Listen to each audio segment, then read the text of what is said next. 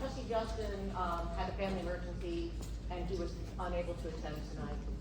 So unfortunately, that will put us in a situation where we will not be voting tonight to give a chance for you to debate. But in all good favor, we have a lot of public comments that have also come in, and the trustees do need time to read and process all the written public comment as well. Thank you. Tonight, the hearing presents an opportunity to hopefully restore some level of trust with the citizens of New Russia Township. It starts with operating in an open and transparent way, welcoming maximum public input. Ma'am, can you speak up louder? All of you have done that, and the hearing is a forum to put that on full display. The agenda has been drafted to encourage questioning by the trustees of Liberty and the discussion among the trustees. You should not hold back with your questions. Though if you have any doubts about what you want to ask, please feel free to run the questions by us first. The zoning commission members didn't pose questions or have discussions before voting, and it came off as somewhat closed and stilted. More back and forth between the trustees and the developer and discussions among the trustees should hopefully create an atmosphere of open and thoughtful communication. So the public hearing is being held to receive public comment regarding rezoning application ZC-2026-1. The proposed rezoning of 9 parcels from agricultural R11 to industrial park. The board will now hear presentations from the applicant, Liberty Development, and input prior to deliberation. We have an explanation of public comment procedure. Individuals wishing to speak have signed up. If anybody else needs to sign up, please you put on the floor. Yes. Speakers will be recognized by the chair in the order in which they signed in, and each speaker will get 3 to 5 minutes to speak. Please state your name and address for the records before beginning your remarks. We also are still taking written comments. If anybody doesn't want to speak tonight, they can still email or send it to the trustees. Brief description. At the meeting of the Township Zoning Commission held on the 10th day of February 2026, the Zoning Commission passed a motion recommending the denial of application ZC 2026-1 for map amendments.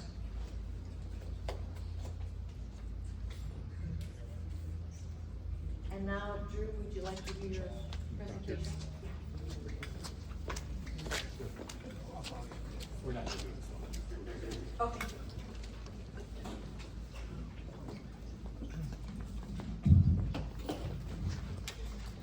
Thank you to the trustees and everyone who's here tonight. Again, my name is Drew Siley with Liberty Development Company. As I mentioned as I was walking out, we're not going to go back through the full presentation we did at the Zoning Commission. I know that's been provided to the trustees via the Zoning Commission. We also provided it to your attorney.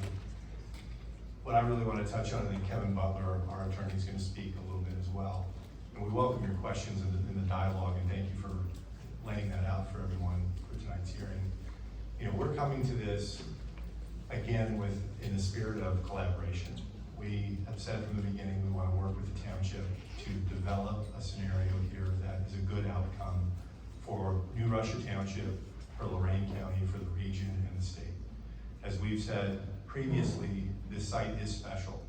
It's not one of 100 like it in the state, it's not one of 10. In fact, it's one of 1, because any similar site like this right now in the state of Ohio is going exclusively to data centers. What we've said all along is we're holding this out for advanced manufacturing. We didn't close the door on the possibility of a data center being part of this site. We've been open about that, but the directive and what we're trying to do here is create jobs and create opportunity for the region to grow and improve over time. We don't have all the answers on who those users are yet, but we've acknowledged and we welcome the opportunity to work with the leadership of the township to make good decisions about who those users are, how we develop this site in a manner that is respectful as best as it can be to the community. It's going to be change. But we talked about things like how do you manage traffic and buffering and stormwater and utilities and essential things like safety services. And as you know, we've reached out to potential partners in adjacent municipalities like the city of Elyria, who could work with all of us and the township through a joint economic development district. But that's how we come to this. We see an opportunity here, you've heard it, and it's been probably overused, about generational opportunity here. But we see that possibility, potentially thousands of jobs, and not just permanent jobs, but good construction jobs, union jobs here in Lorain County that will make a difference to a lot of families over a long time. We don't come in with a pre-designed program. I know there's been asked, well, who are the end users, how's this gonna work? We come in with what types of users, again, tech focused, the things that are permitted in the industrial park zoning, right? As you know, the airport was rezoned to industrial park in 2024. The site we're proposing is actually two different zonings. There's about 60 acres of it on Route 58 that's zoned for general business, which allows for a whole host of commercial uses, and the balance of it is at the agricultural residential. So again, we come in spirit of collaboration. We look forward to your questions. We think there's a path and a solution, and I know there's a lot of tension about how this could be done, but that's what we're coming to this with. We're not coming to tell you how the world should be. We're hoping that we can work on this together. So we appreciate your time.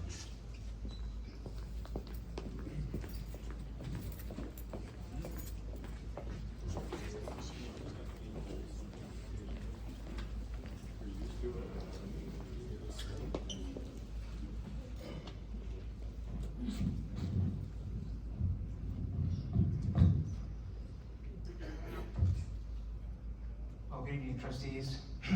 Pardon me, my name is Kevin Butler. I'm with the law firm McDonald Hopkins, which is located at 600 Superior Avenue East, Suite 2100 in Cleveland. Please pass along our best wishes to Mr. Justin and his family. I and my firm represent Liberty Development in this application, and we're grateful for the additional forum within we may continue to advocate for the rezoning Mr. Siley has discussed by way of introduction and to answer your questions. As its overarching goal, the Township's Industrial Park Zoning District is meant to encourage the development of industrial subdivisions characterized by a park-like openness and attractive, high-quality buildings set in a landscape environment. Your zoning resolution requires industrial park users to be indoor and to harmoniously integrate with surrounding uses within and outside such zones. All these objectives are things we contemplate and would necessarily honor should this land be rezoned. The fact that the land at issue in this application is bordered to the northeast and northwest by municipalities, to the east by an airport and land that has already been rezoned for industrial uses, to the west by land that has been rezoned for general commercial use. All of that calls into fair question whether the application of the current zoning regulations to this property is viable. This is especially true in light of the fact that from a development standpoint, this land is unique. Most definitely in a class of 1 in Northeast Ohio, and as Drew mentioned, quite possibly in a class of 1 statewide. It is unique certainly because of its acreage. There are plenty of tracts of land in Ohio that are 625 acres in size, but there are very few 625 acre sites that are adjacent to 300 plus acres of developable industrial land that are adjacent to a regional airport, that are served by utilities, that border a state route, that sit near multiple interstates and closed access highways, and that provide access to an enormous regional workforce of 1.2 million skilled workers in our metropolitan statistical area. There are even fewer such sites that have proximity to existing water and sewer infrastructure that can be scaled to benefit not only the site, but also the township and greater region. And there are still fewer sites that adjoin a municipality that with collaboration can provide safety services on a scale that allows for safe, transformative development benefiting the greater region.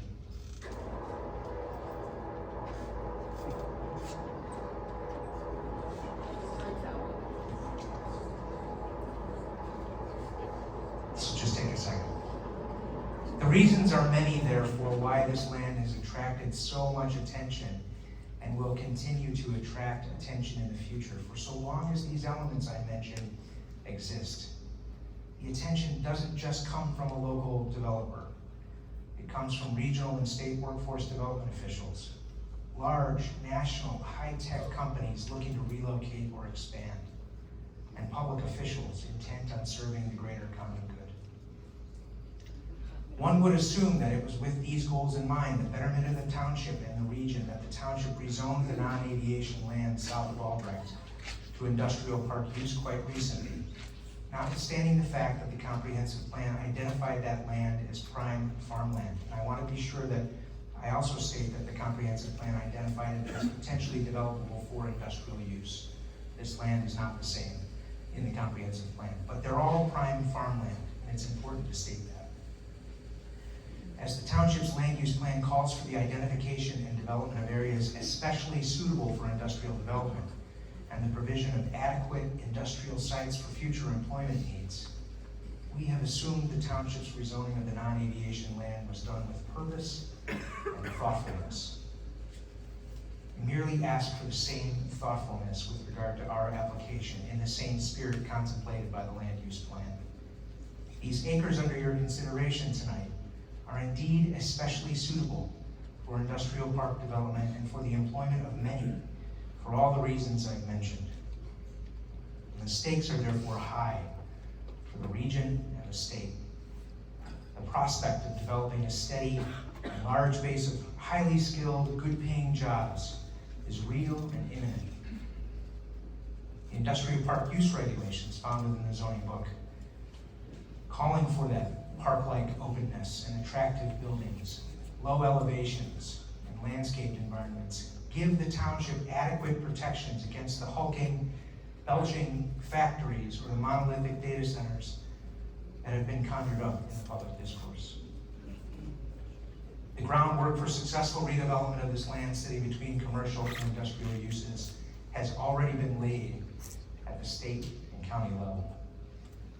And both the township master plan and the zoning resolution provide the proper roadmap for your favorable action, whether tonight or soon afterward. With a great deal of respect to you, to those in the room, and to the great many citizens of Northern Ohio who stand to benefit from this singular opportunity at this singular location, we ask you to approve the rezoning as requested. And we'd be glad to answer any questions from the board as you deliberate. Thanks.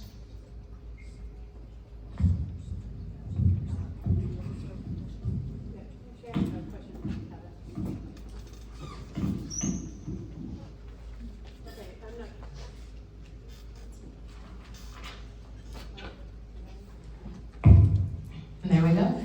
So this, I don't know if Drew or Kevin can answer this. So we hear so many different things, and to be quite honest, there is a lot of skepticism because we're not getting told the truth on so many levels, state and county.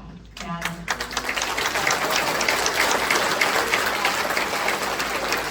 so one of the things I want to know, so we're talking about these acres in question now for rezoning, and then we're looking at another 300 plus acres, and then from, I think it was like one Lorraine County and Team Neo that stated it's 2,000 acres. What is the total? What is the total? I can let Drew put a finer point on it, but it's our understanding that the only total we're contemplating here is the 900 plus acres that constitute the combination of the non-aviation. Okay. Okay, so please continue. Sorry, sub 1,900 and some. So the under 1,000. Under 1,000 acres that constitute the combination of the non-aviation industrial land to the east of Overland and the 622 acres under consideration this evening.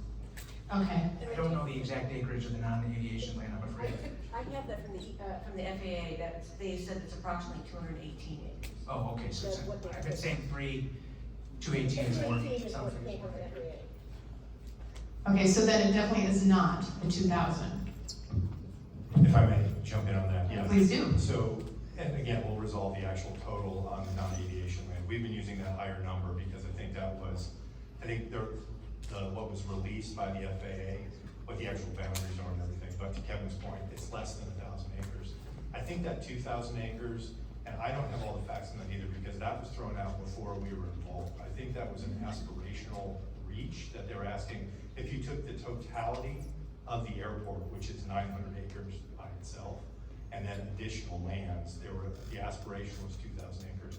But what's in consideration, what's being put forward, and that cap is less than 1,000 acres long. Okay, Sorry, do you think that that additional acreage was, the thought process was to close the airport? At one point, I know there was discussion about that, whether or not, again, that was aspirational, could they decommission that airport and create a development site that way? And I have been talking with the FAA, there is presently no application at the moment to close the airport. Correct, that's my understanding as well. okay, and then another thing, so you had mentioned that with the enhanced manufacturing, you would have everything, union jobs, sustainable ongoing jobs. So are we talking, now we use the word sustainable, so we're not talking, here's the construction crew, they're done, we're gonna count their jobs. We're talking about actual people coming to work and working sustainably, like for the long run. Permanent jobs, or long-term jobs, correct. That are jobs employed by the companies that would be in location on site. Okay, and I know you mentioned enhanced manufacturing. Would there be a possibility, with enhanced manufacturing, I'm thinking there's going to be a certain degree of training involved. However, would there be an opportunity for manufacturers that can hire the everyday person? Or is it strictly a tech facility, tech manufacturing? I don't have an answer for you. I don't really know. I mean, the idea would be, how do you develop workforce locally as much as possible? But again, since we don't have those end users in hand yet, what their worker profile in total looks like, I don't know. But I think part of the conversation we've had with like LCCC is how could they collaborate with the JBS, and how do we actually start to use this as leverage to do workforce development locally with folks who may not be further in their career or have those advanced degrees. So I think that needs to be an open conversation, but I don't have a specific answer yet. Okay, and then finally, you mentioned, in collaboration with public officials, I'm sure you are very aware that we were blindsided by this. And so we've had two commissioners, and I know it was Moore and Riddell, who allegedly, and I say allegedly because I didn't witness it, but allegedly told our citizens, our residents, if they don't like it, move. Now, I feel we should work, I feel that was absolute bullshit for one thing, but I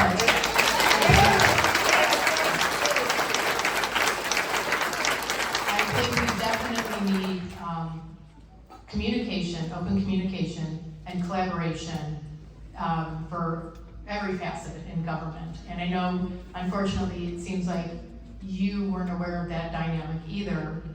So I am very grateful that you are here to answer more questions. Thanks, Steve. So we look forward to your questions. Thank you. Am I green? All right. To start off, when were you guys brought into the deal? When did Liberty come to this site? So we were asked, the long story told as short as possible. So originally, we were working with Jobs Ohio, related to some other projects we had regionally. As we said, we're a regional developer. We've been active in Lorraine County for decades. We were working with Jobs Ohio. They had come up with the concept through Team Neo is how we were made aware of decommissioning the airport. The 900 acres, they thought that would be a good development site. They had a lead come through from Jobs Ohio, I believe it was called Project Micron, probably in 2023, that was interested in the site. One of the limiting factors was, and I don't think the zoning was in place yet either, because that happened in 2024. The ask of a company like that was 900 was great, we need over 1,000. And so what we were engaged by Jobs Ohio to assemble additional land adjacent to the airport. And that's what we began to do, with an idea of if we could get out to 58 state route, so that we, as we talked about, run the traffic in that way. We were talking with them, it was probably end of 2023 about that concept. I think we were formally engaged in 2024, the end of 24, and then to begin that process. Okay. And you explained that question was through Jobs Ohio. So is there a certain stage that you're gonna take this project through, or you, or there are other entities that are gonna come into play? So we've left that open, so we're a developer, so we could potentially, we're thinking because of a site this size, it's gonna be joint ventures and collaborations with these end users and how they wanna develop the site. We're keeping that open-ended because some end users, if it's a national headquarters, they're gonna wanna come in, they have their team, and they're gonna wanna specifically develop it. So on one end, we might do all the site improvements, right? We might put the roadways in, do the utilities in, prep those sites for those companies to come in. If they have need for our services beyond that, we would certainly engage with them. There may be others who want us to do the full development for them and actually build the building as well. So there's a range there of how we could be involved. Okay. And you started to explain your role with Jobs Ohio, and the relationship with Team Neo Jobs Ohio. Is there any funding that you received from Jobs Ohio or Team Neo? So the only thing we have through Jobs Ohio is through the Ohio Site Inventory Program. We have a reimbursement for the option fees on one of the groupings of land, the largest one we have, there at Sarah's Farms. That's our engagement with them. And so then we have a commitment back to them, that's the nexus, to, by contract, to develop the site that aligns with one of their key sectors. And again, that's the advanced manufacturing. Okay, because that makes sense in what Christine Nelson told me this summer when Wisdom Tree got involved. Correct. So, okay, thank you. So in the previous, you were talking about, safety services, roads, water, electric, and sewer. And in our discussions, we were talking about 1,200 jobs. In a recent meeting with the City of Elyria Mayor, and I was specifically going in to talk to Mayor Brubaker about safety services and what can be done. He was told 6,000 to 8,000 jobs. And then as a result of saying 6,000 to 8,000 jobs, the mayor was not concerned about the ongoing funding for emergency services because the income payroll tax would be sufficient to fund the services into the future. Let me speak to that, Yeah. if you don't mind. So the 1,200 job piece, when you and I had an opportunity to talk a little bit about this, that was a lead that had come through Jobs Ohio that we couldn't respond to. That was one project that couldn't fit on the site. It wouldn't have taken the whole site. They needed, I think, 250, 300 acres. It was one company, one building, and they were, I think, 1,100 jobs, somewhere right in there, just north of 1,000 jobs. The total yield out of the site could potentially be thousands of jobs. I can't say what the mayor was speaking to, but I'm sure that was also including construction jobs in his mind, building all the way through to get that kind of number.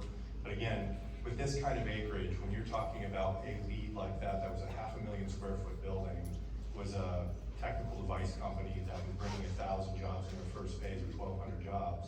If you could do 2 or 3 or 4 of those companies on the site, well, then you start to get to the numbers the mayor's talking about. So I guess, I go back to, I do believe, the mayor was talking about the payroll taxes being able to fund emergency services. But if those numbers aren't achieved, or it takes time to achieve them, how are we to pay the firefighters, all this? Yeah. So typically what happens when there's obligations to a developer, those are memorialized through a development agreement. And so that outlines whose responsibilities, here's what the municipality or the township are responsible to do, here's any incentives that were offered related to tax abatements or TIFs, here's the job creation requirements, and then what are the consequences, the backstops. So there's a contractual relationship that if at some point the project doesn't meet the specified numbers that were required by a tax abatement, for example, then you have recourse, you have legal recourse via an agreed to contract. So, and I do believe you told me this before, you would need on-site power and/or would a substation be required Yes, for the electric? yes. And, utility rates for the residents, I mean, there's a worry about the increase in utility rates. And rightfully so. I mean, as we've engaged with First Energy, for example, with conceptual load study to understand, we don't have a full profile on what that build out looks like and those costs. try to push this forward is there are alternatives for energy generation that could be privately funded on the site, so that we're not as reliant on the grid and there's not as much impact on the ratepayers. We don't have that solved yet, but that's an important part of this discussion.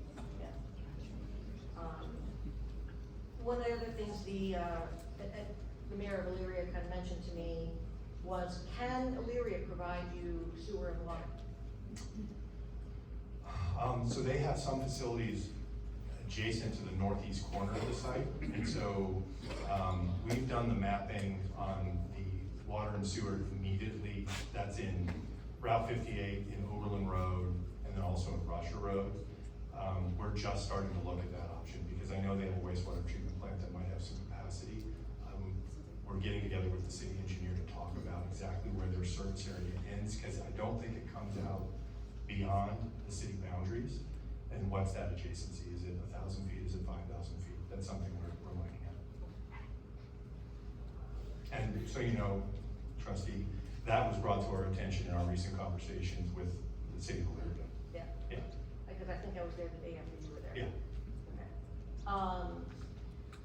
Would the developer pay for residents' tapping fee if this were to go down? If the sewers were brought in, let's say, from Elyria? I mean. That was something that came up from the mayor. I mean, I think that's a reasonable discussion point. You know, where are we running that sewer? You know, what is the project, you know, and the developer going to fund for those kinds of things to create that option? I think that's a reasonable discussion point. So, the discussion about the roads, the infrastructure leading up to the site, and are we prepared? You know, when you look at, and I'm going to the larger number, to 6,000 to 8,000 Sure. employees, you know, I guess operating 7 days a week. You know, and then you look at the transportation in and out of that site, not just only employees, but raw materials. Trucks. And product coming out. And even just the services that food and whatnot to supply 6,000 to 8,000 workers. Yeah, so again, very good question. There's a trade-off there. You know, in our presentation to Zone Commission, we talked about making the main entrance into this park off of Route 58 and setting it far enough from the Russia Road 58 intersection so that if it warranted another signal, I mean, and that's a conversation we have to have with ODOT too, because we'll have to do a traffic study, talk about all the trips that are generated by the types of uses that could be there, and what does that look like.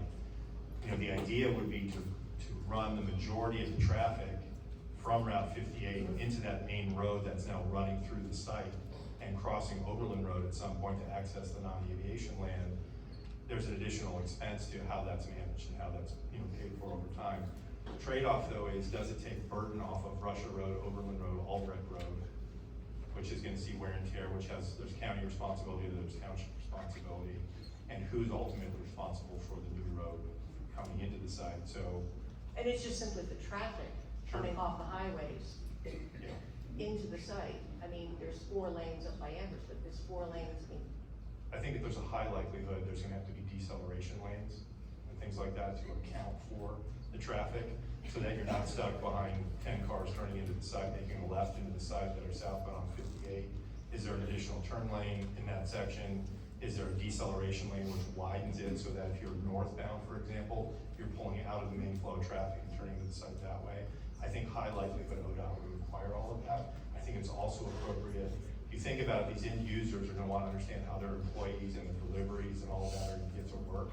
So they're gonna have practical demands that we have answers for those questions as well. and wouldn't it typically a site of that size require some form of rail? Not, you know, there's not anything really adjacent that can get to this site, and not necessarily, if that was heavier industry, yes. But for tech park like this, not likely. So there was a Team Neo interview with Matt Dolan at IdeaStream. Talking about the end user needing to be hand in glove with the community.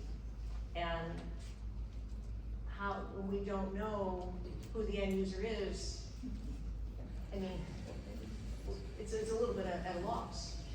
Sure. But you have a repertoire of users that are, and types of uses that are permitted in that zone. So it's not wide open to be whatever, any kind of user. It's very specific in those criteria, right? And again, that is, even if the zoning was in place, if you voted favorably for this, we still have to come back through the township for every site plan and every user all the way through. There are many steps along the way where the trustees would have, and the zoning commission, for example, would have a voice and an influence over exactly what's going there. Now, you know, talking about as long as those uses fall within the industrial park permitted uses, those would be permitted in that site. And again, until I know we keep saying this, but it's because it's true, until we have zoning, we can't really talk to the end users and start to daylight for you who those would be. So it's a balance for sure. Now, one of the other things that Matt Dillon mentioned is, you mentioned that data centers are not job creators, but what is needed are components for data centers. Is a data center supply chain slated for the site? Not that again, we don't have an end user, but could there be tech companies that are making component parts that are sold to those things? Potentially. So that's not something that you and John Sahaya are kind of working, or Team Neal? To create a supply chain for data centers? Yeah. No. Going back to zoning, this kind of puts us in a position, I had a conversation with EPA, Ohio EPA, about processing permitting for the mega site. And it was interesting to me that the EPA is not in a position to determine what is allowed, that falls under our zoning. And again, it puts us in a position, how do we structure our zoning when we don't know what's coming in? If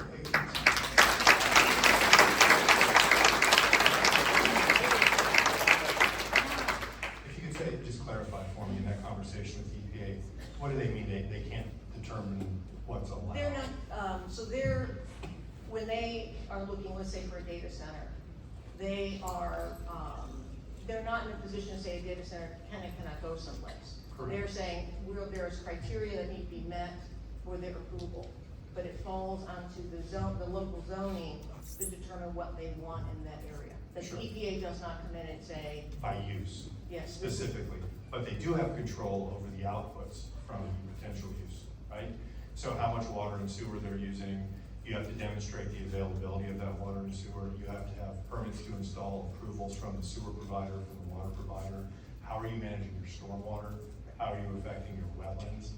If there are, those are present or adjacent to a development.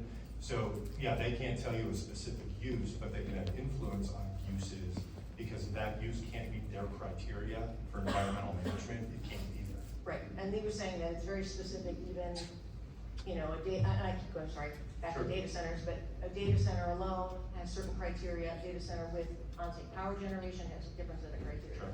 So those criteria, it keeps, this intimidation, it does have to come down to the township zoning, and, we need to know what to prepare for.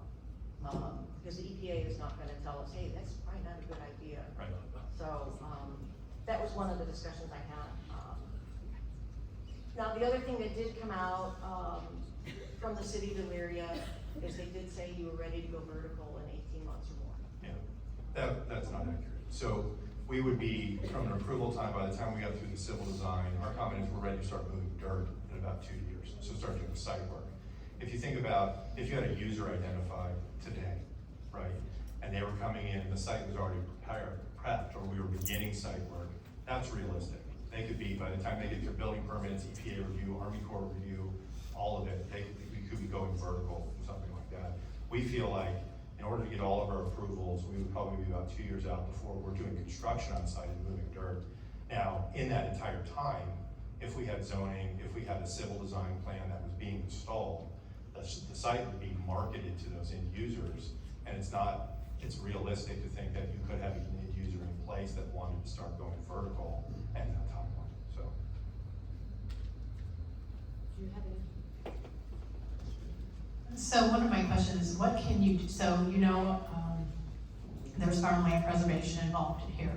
What can you do to offset that, to keep any farmland or there's concern about wildlife getting uprooted and having nowhere to go. What can you do with that? Yeah, so on the wildlife piece, what's this being displaced, I'd be more concerned if this was a heavily wooded site as it is, but I know there's wildlife, there's deer and coyotes and everything in farmland all the time.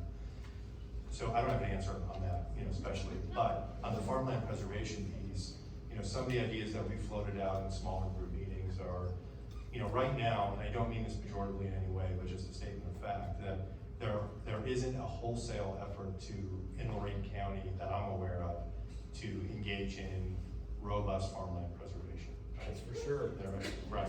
That's for sure. So how do you do that, right? Beyond farming, right? The best way to preserve farmland is to continue to farm it. But beyond that, right, as you're talking about generations to come, as things may change in family dynamics or people want to sell their land, folks can, and we talked about this in our zoning presentation, you can do conservation easements, right? You can do voluntary agricultural districts. You can make modifications to the zoning code to make that more robust to protect farmland, but it has to have the consent of those owners. And one of the things that was pointed out to me, I think it was just recently, it was in the paper, there was a site down near Grafton that worked with the Western Reserve Land Conservancy that has been preserved, right? And we have talked with Lorraine Community Fund and Nord Foundation about a concept of, could this project in some form, and working with the trustees, generate dollars that could be placed in a fund in one of those philanthropic entities that would be available to New Russia Township residents who wanted to go through a process like the Western Reserve Land Conservancy process, because they don't do that for free, right? I mean, that could be $10,000, $15,000 to do something like that, to pay for that, to reimburse those residents who wanted to take those kinds of actions. And I'm sure there are other creative solutions nationally that have been done, but I think there's an opportunity from the project to help support those kind of activities. I know there's also been funding cuts. We've watched that, read in the paper, to 4-H and other things like that. Can there be additional support from a project of this size and scale to support those long-standing institutions that are already in place? Can that be helpful to that? I think that's a discussion point, a negotiation point that should certainly be part of this. Okay, I don't have any other questions, do you? No, I think I do. We'd be glad to, after public comment, answer any additional questions you may have. Okay, thank you. And now I'd like to open it up to public comment.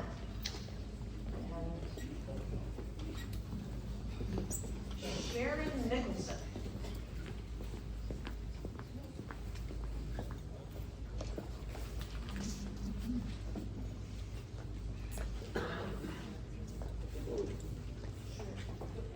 And just a reminder, everyone gets 3 to 5 minutes.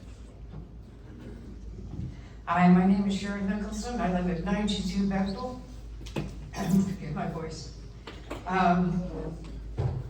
I came here for a couple of reasons. There's 66 acres behind my house that is been sold, and they want to annex it into Elyria. And once that land is annexed to Elyria, there's a parcel that would touch the airport, and they could annex that land also to Elyria, which would change, as far as I know, the game plan for that mega site. That's one of my concerns. However, I talked to a lot of my neighbors and a lot of friends, and I have some questions. And I come to you with God.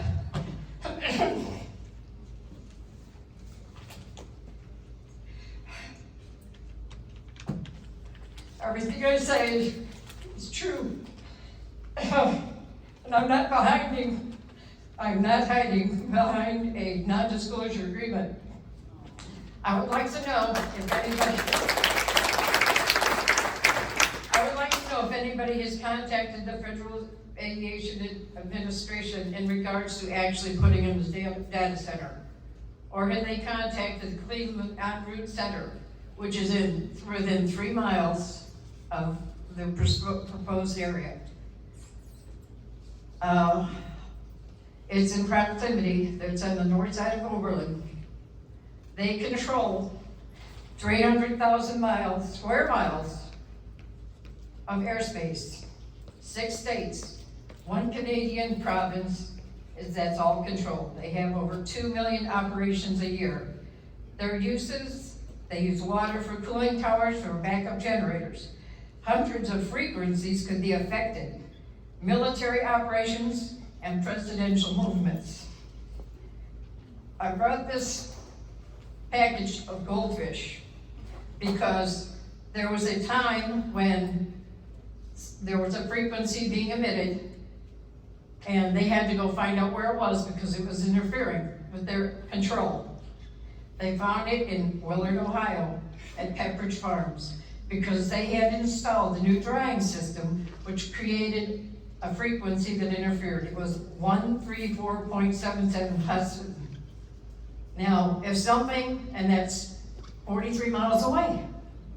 Now, how can they think that they can put in a data center within 3 miles of all of this operation and think that they can get away with that? Because there's no way that all these frequencies would not interfere with the airways.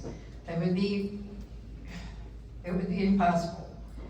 The FAA will be contacted and the National Air Traffic Controllers Association.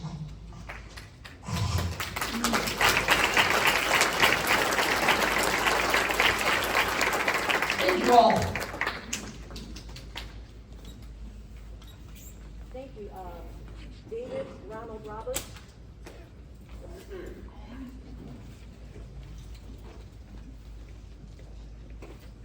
I too are going to be talking about the annexation of Elyria coming down into Amherst with the gateway at the, and this is for all you guys, this is to let you guys know, this is just happening.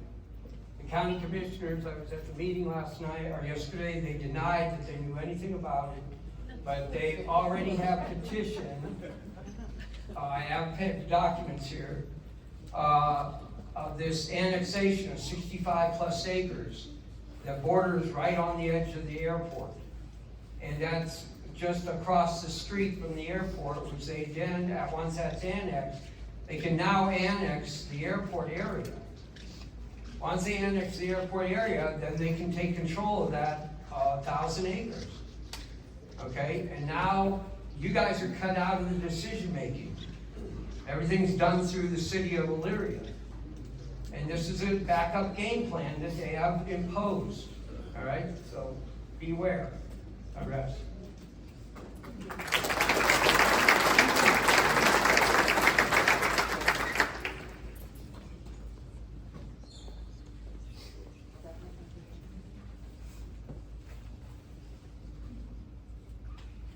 Amanda Quimper, 2299 West River Road, North Elyria, Ohio. I'm here today in peaceful but firm protest of the data centers and/or mega site development being pushed into Lorain County. These projects threaten our land, our communities, and the well-being of the people who live here. Massive data centers bring constant noise, air, and light pollution while placing enormous strain on our electric grid and water supply. Across the country, communities hosting these facilities are seeing electricity and water costs by up to 75 to 80% and more just to support them. Under the National Environmental Policy Act, developments like these should undergo thorough environmental review. The Clean Water Act and Clean Air Act are here to protect our resources, our air, our water. We must ensure these protections are enforced for Lorain County. But this issue goes deeper than infrastructure. These projects are tied into the expansion of 5G and now emerging 6G wireless systems. While 5G operates in gigahertz frequencies, 6G moves into terahertz frequencies, thousands of times higher and far more powerful. Researchers warn that these systems rely on dense networks where signals bounce off objects, buildings, and even the human body. In effect, people themselves can become part of the network, acting as receivers, transmitters, and routers for these frequencies. This raises serious questions about biological impacts and long-term exposure, and we already know it is killing the bees. I urge everyone to research the term targeted individuals and examine emerging evidence surrounding electromagnetic exposure and advanced wireless technologies used to target human beings. These concerns, along with other issues tied to these developments, are part of my investigative work at awakenandunite.com or tvwithpurpose.com. There's also a deeper legal and historical issue. This land falls within territory addressed by the Treaty of Greenville, an agreement between the United States and Native nations, including the Shawnee, Wyandot, Delaware, and Ottawa. The Constitution says treaties are the supreme law of the land. That treaty recognized Native nations' relationships to this land and its resources. So when massive industrial projects threaten the land, water, and natural balance of these territories, a simple question must be asked. Where is the voice of the Native nations? If treaties mean anything, then Native nations deserve a seat at the table when discussions are made about the future of this land. I have mailed 2 non-negotiable deposit notices to the trustees here today. This statement serves as my verbal notice on the public record. With love for this community, I ask you to stand with the people, not the corporations. Protect our land, protect our water, protect the future of Lorain County. Thank you.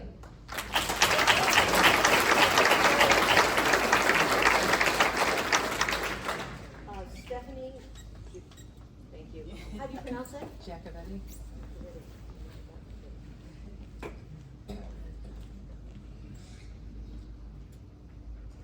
Hello, I'm Stephanie Jacobetti. I am at 6581 Majestic Drive in North Ridgeville, but I own parcel 0900001700008, which is surrounded by all that they're building. Thank you for listening to your community tonight. We appreciate your time and appreciate the opportunity to speak about our land and our environment. A few years ago, my husband and I decided to invest in 2 acres of land that is our retirement. We chose a home designed to build that would fit into the country life that would surround us.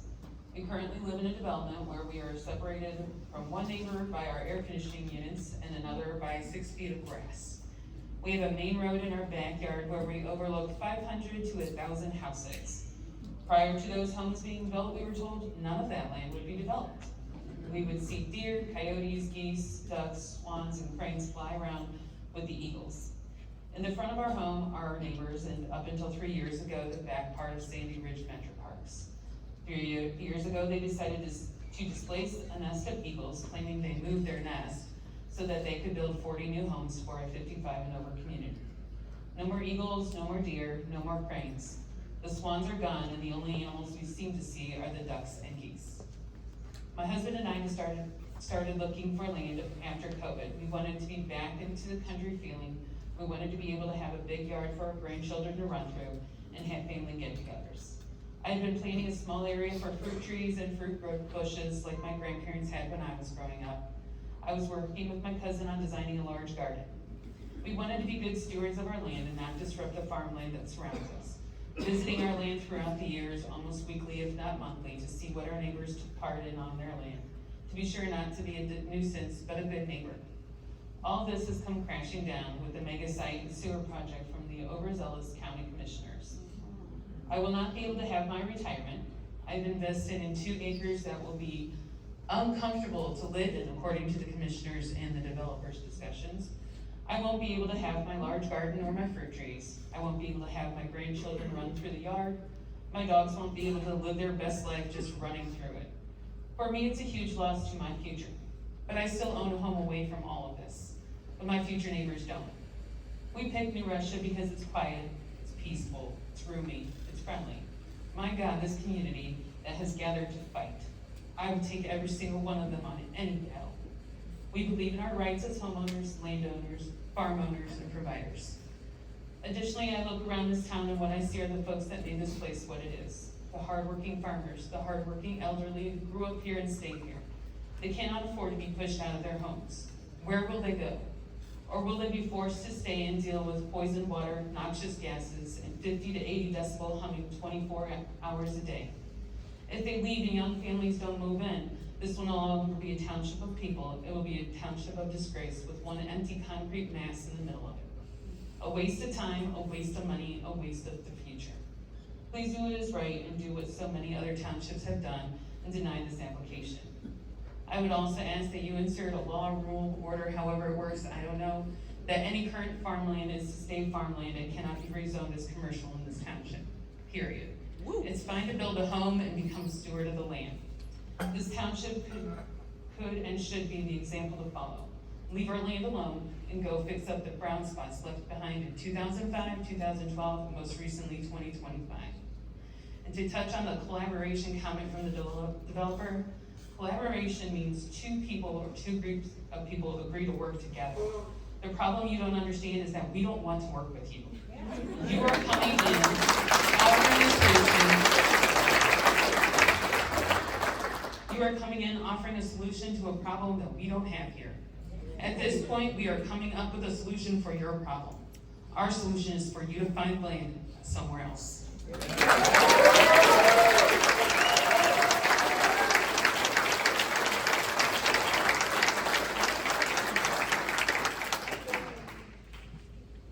Aaron Mason?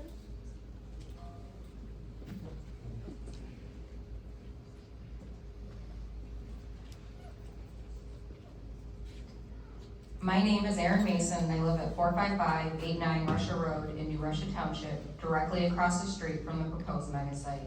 I'm a longtime resident. My parents bought me here in the country when I was 10 years old. After some kicking and screaming, I grew to love it. So much so that 20-some years ago, I bought the house right next to my dad and decided to raise my children here. Unfortunately, he passed away about a year ago, but the legacy lives on because my oldest son bought his house. This is the type of generational change I approve of in New Russia Township.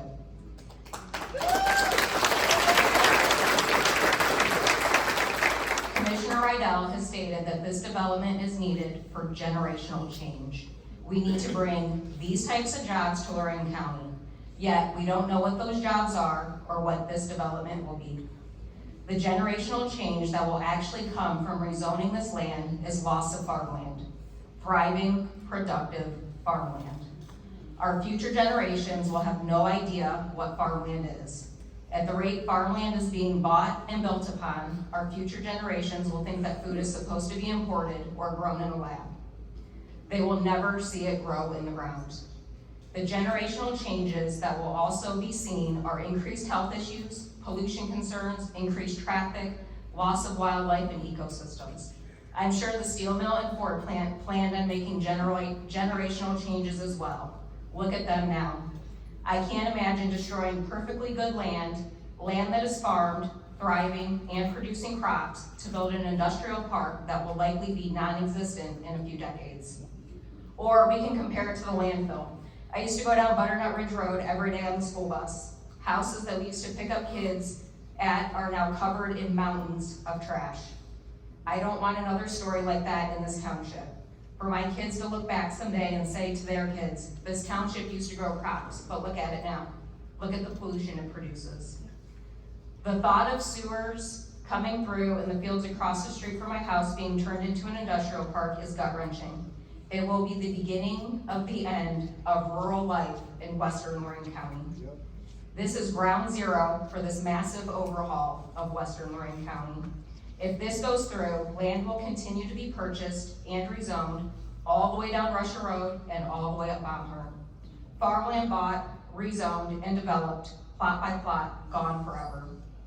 This is overwhelmingly opposed by residents and has been since the beginning. So many people have spoken against this. There are signs, news articles, petitions, all saying we don't want this. The residents of this township don't want this. Our message cannot be any more clear.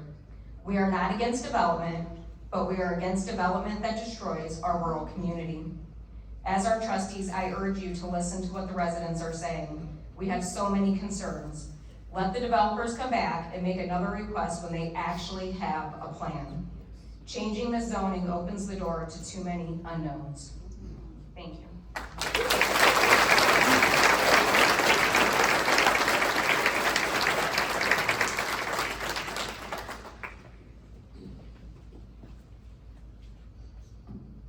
Good evening. My name is Kensington Mason and I live at 45569 Russia Road in Yorkshire Township. I've been coming to these meetings for several months, and I have never heard somebody speak that is in favor of this mega site unless we're talking about the developers or commissioners. I wanted to bring attention to this because we, the people of the township who built our homes here, raised our families here, who sought out a rural spot to dig their roots into, are highly against this. Again, we do not want this. I have lived across the proposed mega site land since I was born, so 11 years, almost 12. Our commissioners have told us time and time again, you guys can move. Well, how would they feel if they have lived in a house for several years and then someone is forcing them to move? They haven't put themselves in our shoes and thought about what they are putting us through. They only care about what they want and will do anything to get it. And if we feed into their wants and give them what they want, it's only a matter of time before they want more and more until we blink our eyes and our land is gone. And then we're the ones asking what happened. But in reality, we could have stopped this from the start. Now is the start. We have to stop this now. This land needs to stay agricultural. If you want to think about this differently, you could say, do we want to give up a food source, force people to move out of their homes, more than people, also animals? This will demolish some animals' habitats, destroy a peaceful environment, and so much more, or rezone this land to industrial. By changing this land, we are putting future generations in danger. The other day, I was driving past the fields that they want to build this mega site over, and I noticed there were some green crops growing, and the way the sunlight hit them was just beautiful. I say this because this is not unused land. This is land that is flourishing with green growing crop. What's wrong with other land? Is it too complicated to turn into what they want out of this? Well, wouldn't it be too complicated for us to move and dig up our roots? This land is special, not special to demolish and turn into a mega site, but special in a heart-filled way. And across from me is a view I've had from outside my window for several years. Let's keep it and let others have this gorgeous view and make that their special land.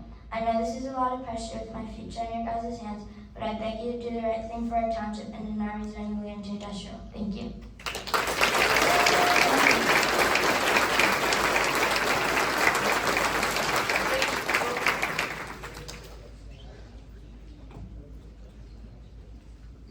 Hello, my name is James Roman, 45549 Russell Road. My neighbors, fiance, stepdaughter. Just a couple things. I noticed that you brought up the 2,000 acres, and I heard the same thing at the beginning by some of the people that came from the team meal and everything like that. I think what they're talking about is after they get this 1,000 acres, there's potential for another 1,000. And what they're saying is well, if we get this going, maybe we can move over into Amherst Township or behind our house or whatever. So there's room for development here because it's all farmland. So that's what I think. And also I think that by rezoning right now opens ourselves up for lawsuits in the future. So if we open up the zoning, we say, fine, we'll go ahead and rezone it, light industrial, and then developer comes over and says, Joe Smo wants to put a building here. And you say no, if they fall underneath that zoning, guess what? That's discrimination. And mega site falls underneath that description. And we all know that. That's why he also said it could be a smaller scale one. Smaller one, just real small. Anybody ever see a small data center? So that's one of the things I'm really worried about. And then not only that, when they build this in our homes that are around here, plunge, and we all say, we don't want to be here no more. We pick up and we leave like the commissioners told us, right? Guess what that does? Makes it open for developers to come in on cheap land because nobody wants to be there anymore. And it grows, just like you said, sooner or later they'll have two entrances off the highway, Baumhart and 58. So this is not gonna stop here, we know that, just like when it started all the way from Cleveland and kept coming this way. So that's what I'm concerned about the rezoning. And then another thing is if I wanna get something rezoned on my property, I have to tell me exactly what it is. Yeah.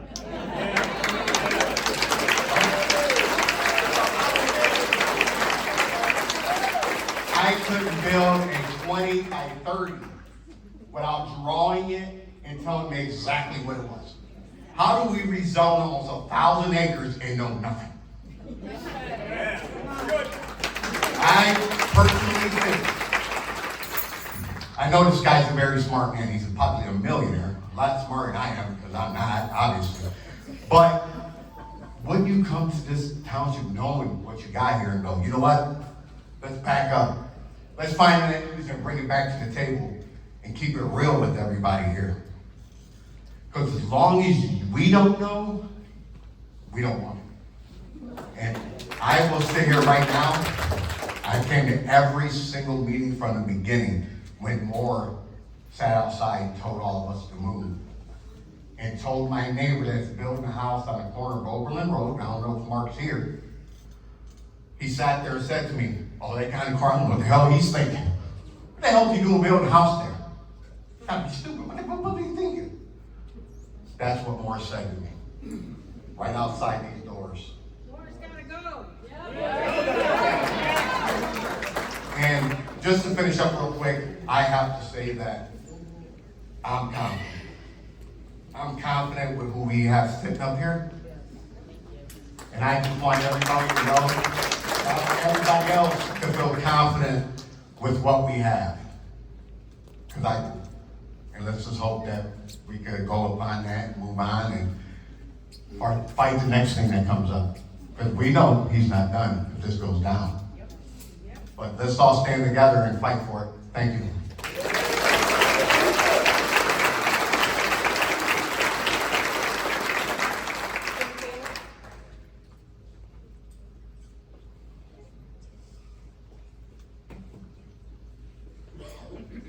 Jim Kalick, 1004 Pile South Amherst Road, Oberlin. So thank you so much to the trustees for changing kind of the way the meeting has been going. So we had the zoning meeting, which had a totally different feel. You guys accept email public comment, which I was really impressed with, because our zoning chair apparently doesn't accept email comments. So I've been submitting email comments prior to other public meetings. They were not accepted. Also, I wanted to note that the first public hearing on this issue, I tried to give him a paper comment. He would not accept it. I did give it to the other zoning officials. They did take the copies from me. He said I'd have my time to talk during my 3 minutes. And then this last public meeting, I did make him physically take the piece of paper out of my hand to make sure that he did. I don't think he read it, but he did get it. Yeah. So thank you guys so much for the questions. I mean, great questions. Good engagement with the applicant. I'm just wondering why this wasn't the meeting we were having 5 years ago when we started. Like, this feels like this should be the first meeting that we had, not the meeting where we're talking about the zoning.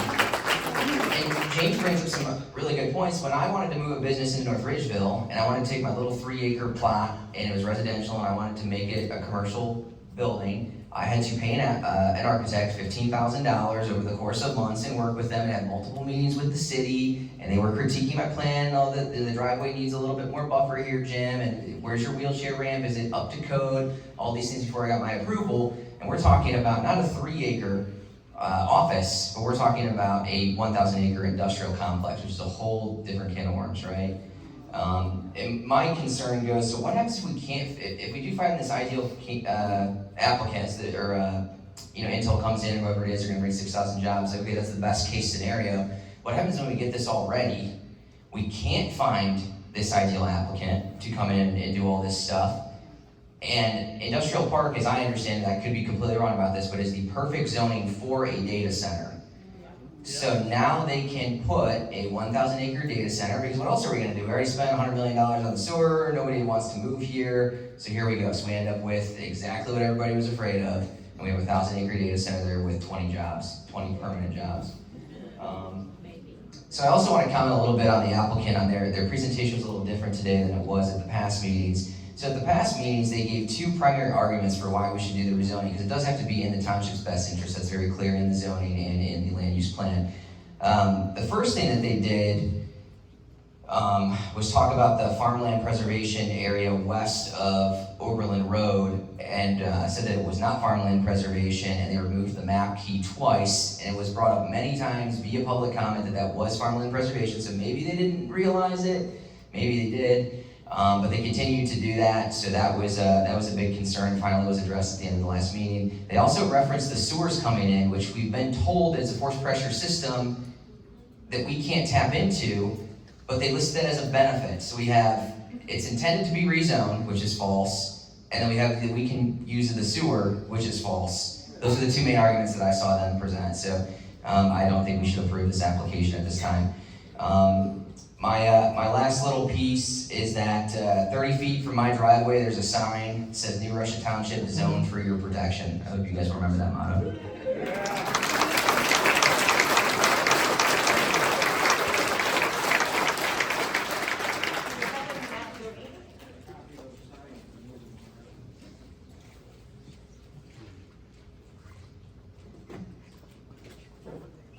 Hello, Kevin McAmina, 268 South Lake Street, South Amherst.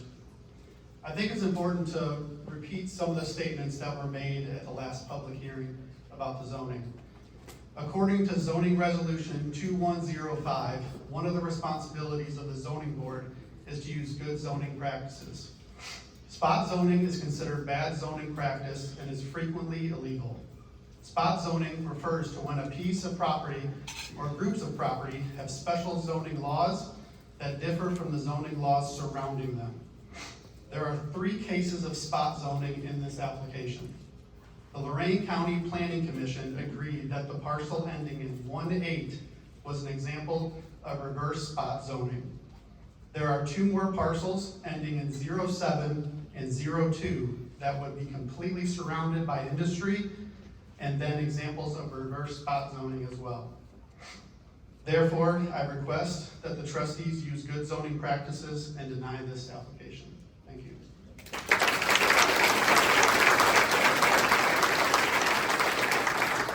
Samuel Menace? Vegas.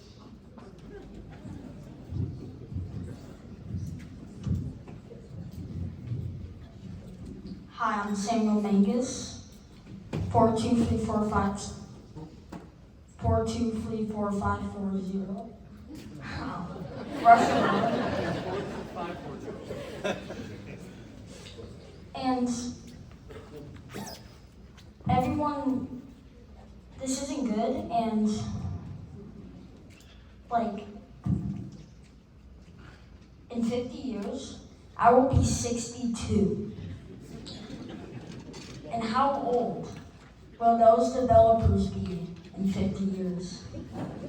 And I will be 62 years old, trying to deal with their mess they made.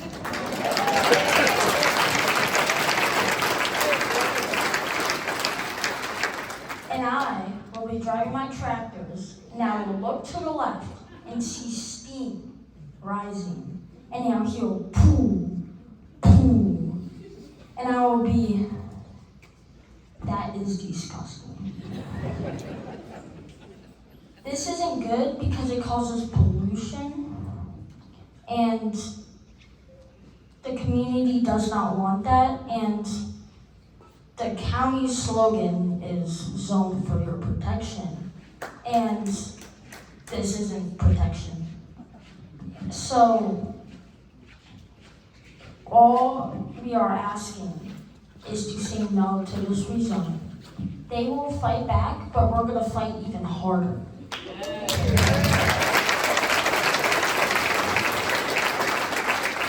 Each time they come back, we will fight harder and harder until they finally give up. They will sue, probably, but we're gonna go in there in the court with confidence that we are going to win this together. Thank you.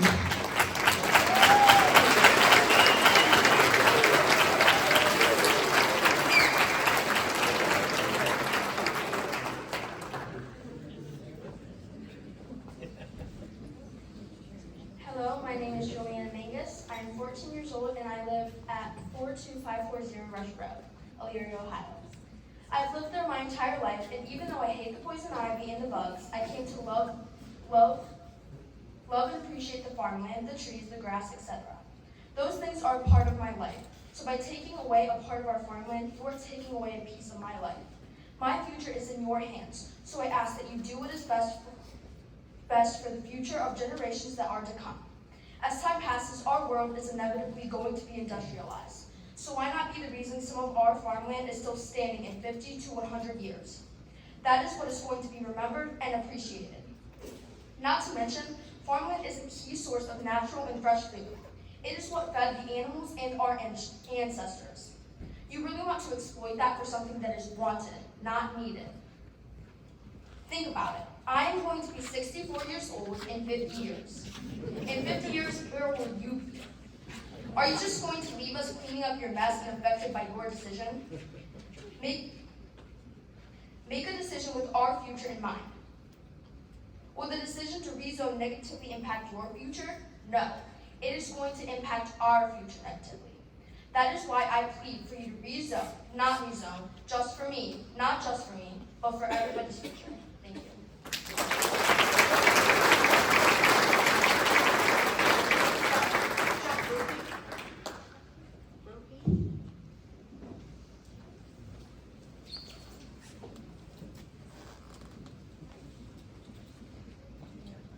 Good evening, trustees. Here tonight, I've been a lifelong resident. I live on 12456 Pile South Amherst Road. My father still lives in a house I was born and raised in. Seen a lot of change. First change I saw was 4-lane, came through 10 years after we had landfill. Had the same kind of pushback for landfill as we have today.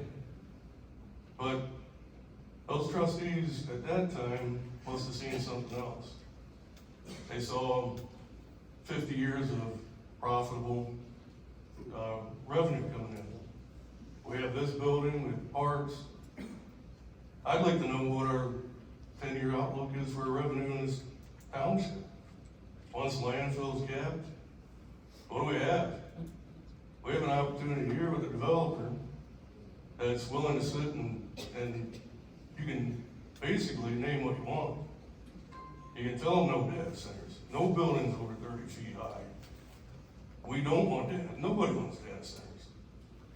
Here's an opportunity for future revenue for generations. Now what we have to think about is, all I hear is farmland preservation.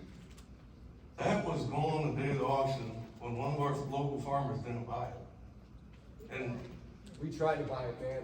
I know you did. Tried to buy it. I know you did. And a foreign company came in and Yeah, bought it right out. I know you did, and sadly, here we are today, right? So we have to think about what the next move is, right? So that's why I voted for, you and Scott, both of you, is to be our fiduciaries, right? To think about our revenue and what the future is for us. Now you have a choice tonight, or, well, when you do vote, what's the next step? Are we gonna go to court? We're gonna spend our money, our taxpayers' money, go to court, and if we do win, what do we win? Do we win a 300 home development with tax abatements? We win our livelihood. I understand that, I listen to all you speak, and I speak, please. So I'm asking, what do we win? And so even if we spend our money, we win. We get left with a 300 home development with tax abatements, and us residents having to build up the schools, pay for more police, pay for more fire. So what's our plan? I think the trustees need to think about that, and what the plan is going forward, before we just say, no, we're going right to court. Let's just take a lot of time, and I voted for you to be our fiduciaries, so please take some time, think about it, before we do the wrong thing. Thank you.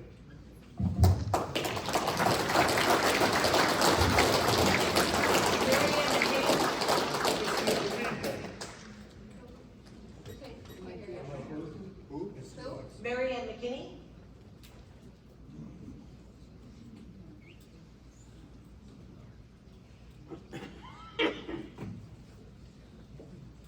I'm Mary Ann McKinney, 11533 Levitt Road. I'm very afraid of this coming in. My yard sits about half an acre off the road. I'm afraid they're gonna come in and take part of my land to widen 58. Traffic's already horrible there. My kids stop in front of my house as it is, with their left-hand turn signal on, to pull my driveway and people are passing them. And you wanna put more traffic and more trucks and more noise. I hear the racetrack from all the way down there at my house. And this site's closer. When the airport lights light up, I see those lights in my backyard. And it's just gonna get brighter and brighter. I moved from the city of Lorraine to be in country. I couldn't afford to go live where my richer family lives in Hinckley and all this kind of stuff. But I found a piece of land, so like everyone says, my grandchildren can run, my dogs can run, I can see wild animals. I can sit on my porch and I hear cars going by. I've got great neighbors, but now I'm gonna hear noise. I'm gonna see more traffic, more trucks, more accidents. I mean, we moved here for quiet, for the rule. And it's not gonna be that, it's gonna be just factories. I work at Ford Motor Company. I know what mess they make there. And he's talking about buffers. Go take a ride down Walker Road and look at those mounds of dirt that they put over there, because it's actually, what I heard was bad dirt, and that's why they gotta keep moving and piling it. So that's what we're gonna end up with after they build this. Piles of dirt that can't be used, and just piled up for buffers.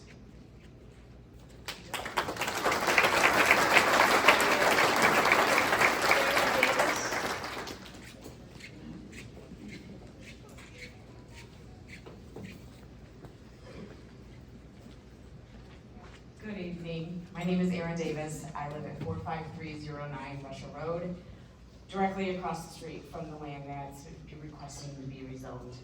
First, I want to say we were speaking about trust in the beginning of this meeting, and I don't trust the commissioners, not even close.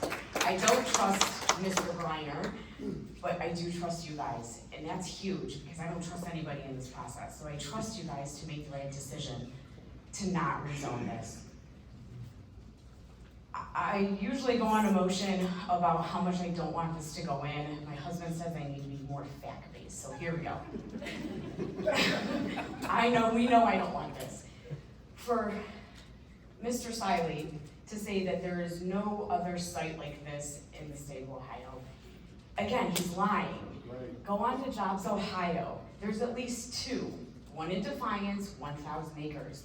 One in Van Wert, 1,600 acres. As mega sites, prime land. This is what Jobs Ohio does. They take land, they rezone it, they post it on their website, and they say, hey, look what we have to offer.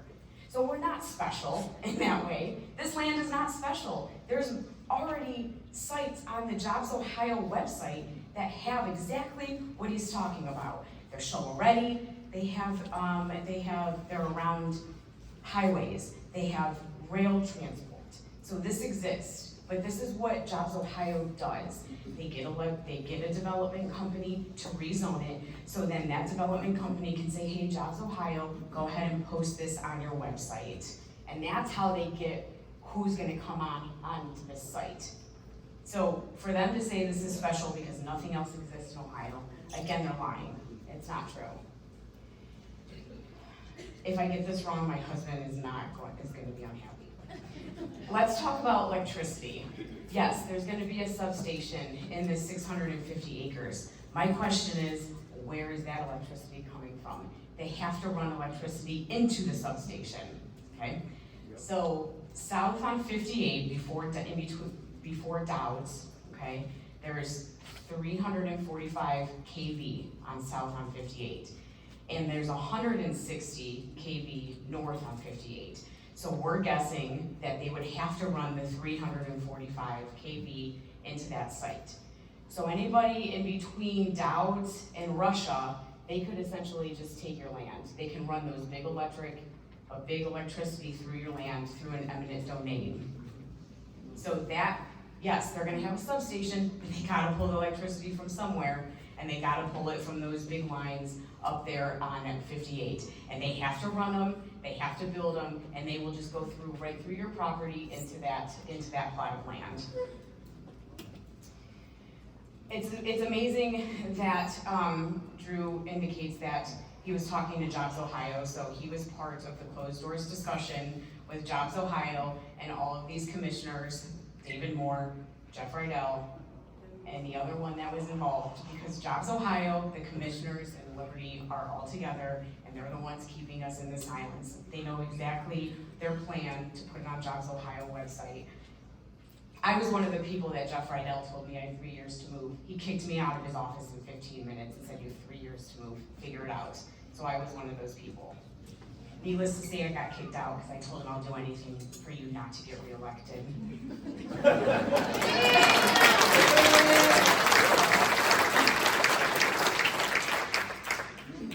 One of the final facts that I'm supposed to say is that by having a data center or even a weapons manufacturing company come into the site, that puts us pretty high on enemy strategic military target.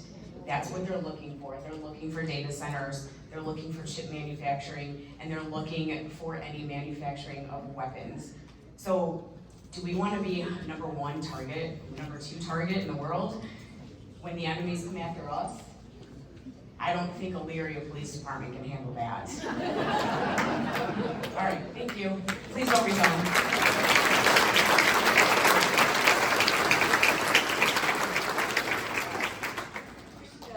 Christy Swain? Savage. Yeah, sorry. Hi. Christy Savage, 33099 Hartwood Avenue in Avon. I drove 30 minutes to be here tonight, taking away time with my family because this issue is very important to me. New Russia Township residents have made it explicitly clear to every governing body that they do not want this project to move forward and destroy their community. Throughout this struggle, they've repeatedly requested transparency and good faith engagement with elected county officials. Instead, they've been met with condescension, lies, and dismissal of every single one of their legitimate concerns, including commissioners and developers telling them there is nothing they can do to stop this. I want the people of New Russia Township to know that they are not alone. People like myself and the surrounding communities care about what happens to you, your land, your natural resources, and we stand in solidarity with you against this corporate incursion on your way of life.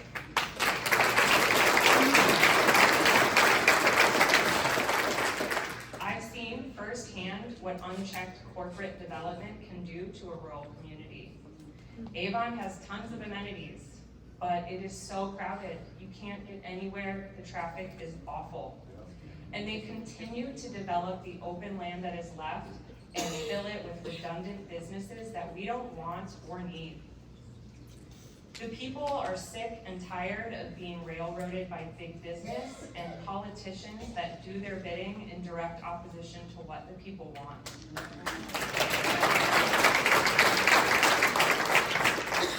So to every New Russia Township resident in this struggle, I hear you, I see you, and I stand beside you in this struggle. We, the working class, are the ones that make this society run. We should be the one running this society and collectively making the decisions that impact our daily lives. Despite what the commissioners claim, the people in opposition to this mega site far outnumber those who are in favor. We will not be ignored, and it is my conviction that so long as we, the people, stand united against this, we will win. Thank you.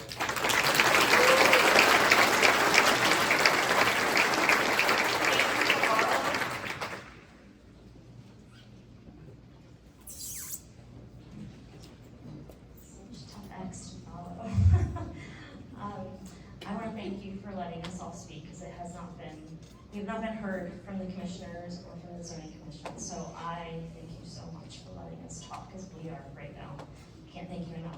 and the media and everyone in this room. You guys are all so awesome. To get our story out and to care as much as you all care is so amazing. So thank you from everywhere. I'm from New Brunswick Township, by the way. Andrea Barlow, I should probably do that too. So nothing has been clear, and I do have some things that I would request of you guys to look into. So in 2024, I believe Ghoulish and Brubaker were signing NDAs, but they weren't sure if they were actually NDAs. Is there any way we can find out what that was about? I also noticed that there were tons of executive sessions going on during that time. I don't know how, I feel like those executive sessions were not done properly and were probably breaking laws, because executive sessions are very specific on what they're for, as you know. And there seemed to be an awful lot of them going on in the township when the county started coming and sneaking in. So if you could look into that for me, that'd be great. Also, I'm not convinced that the rezoning actually happened properly in 2024. I really don't think that happened right. I'm hoping my friend Karen knows I can says more about that, because she knows way more than I know. But from the little that I've been looking into it, it looks like they converted a map and presented it to the county. That's not proper rezoning. So if you could please look into that, because I think that they're basing what is industrial around the airport that might not be. Like, it might not have actually happened right. So if you could please look into that, because I don't think we have a strong basis on that area. And going back to the commissioners and not being very clear, it all started with the NDAs that I'm talking about, and then just having people sign it, and Barnes and Duncan revisiting the land use plan and revising that. I don't know if you guys saw that. They actually had the words mega site, and that we are going to encourage it in the revisions. It was insane. You know, it's just so shady. It's ridiculous. And the commissioners must be getting something big. Oh, yeah. I mean, let's think this through here. They're robbing a turning point. $500,000, I think it is. That's how much they spent. I have public records. That's how much they spent on the remodeling in their office. I'm not lying. I can show you. I have receipts. Beautiful, by the way. I've been in there. Oh, well, I'm sure those kids at Turning Point are appreciating that beauty. Also, like, the fact that JFS are still striking. I will gladly give them that sewer money to give them a fair wage. They deserve a fair wage. What are we doing? They must be getting a sweet deal, because they're committing political suicide and robbing innocent people of money. I mean, this is crazy. My brain cannot even wrap my head around what is happening to us right now. So I was at the planning committee meeting. The only thing they based their recommendation on was that it was contiguous. They did not use the land use plan. They didn't look at our land use plan for that recommendation. When they recommended it for this rezoning, they did not look at our land use plan. They did not consider the fact that this was such a nuanced situation, that it wasn't typical landowners. It was, you know, an entity, Wisdom Tree, with Team Neo having options on it. They refused. I brought it up 3 times. I have a recording of it. They refused to take that into consideration. They kind of took into consideration the spot zoning. They did, I will admit, but it was just that one section. So that recommendation from the county was not properly done. I was there, I have a video. I can show you, they did not do it, they didn't take a broad look at it. They didn't take all the things in there. But anyway, the other thing is that I'm tired of the commissioners making fun of us and mocking us in public. We are not stupid people. We're wonderful people. We're entrepreneurs. We're business owners. We're agriculturalists. We are clearly can read and see what they're doing. I'm tired of them just belittling us. I'm sick of it. It's over the top. Marketing us without even having permission. And then not even telling us that they were going to decommission the airport. Are you kidding me? I had to get the indication of intent, which is their application for the Ohio Future Fund, to learn about that fact. They didn't tell us that because they weren't transparent. About Liberty and the developers, I find it funny that today they admit that part of that could be a dentist data center. I have been saying that. Rydell even argued with me that Matt Dolan didn't tell me that. He did tell me that right here in this room. And then when I told that to him, he said, I don't know why they'd say that. It's the data center's not going there. Well, isn't that funny? There's a possibility that it can go. Well, let me say one last thing. We have something that developers and the commissioners don't have, and that's enough. We have enough. We don't need more. They don't know what that feels like to have enough. We have perfection. Thank you. Yes, thank you.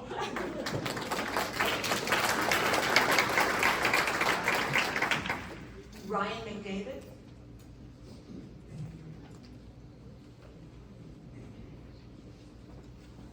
Thank you, trustees, for having us here.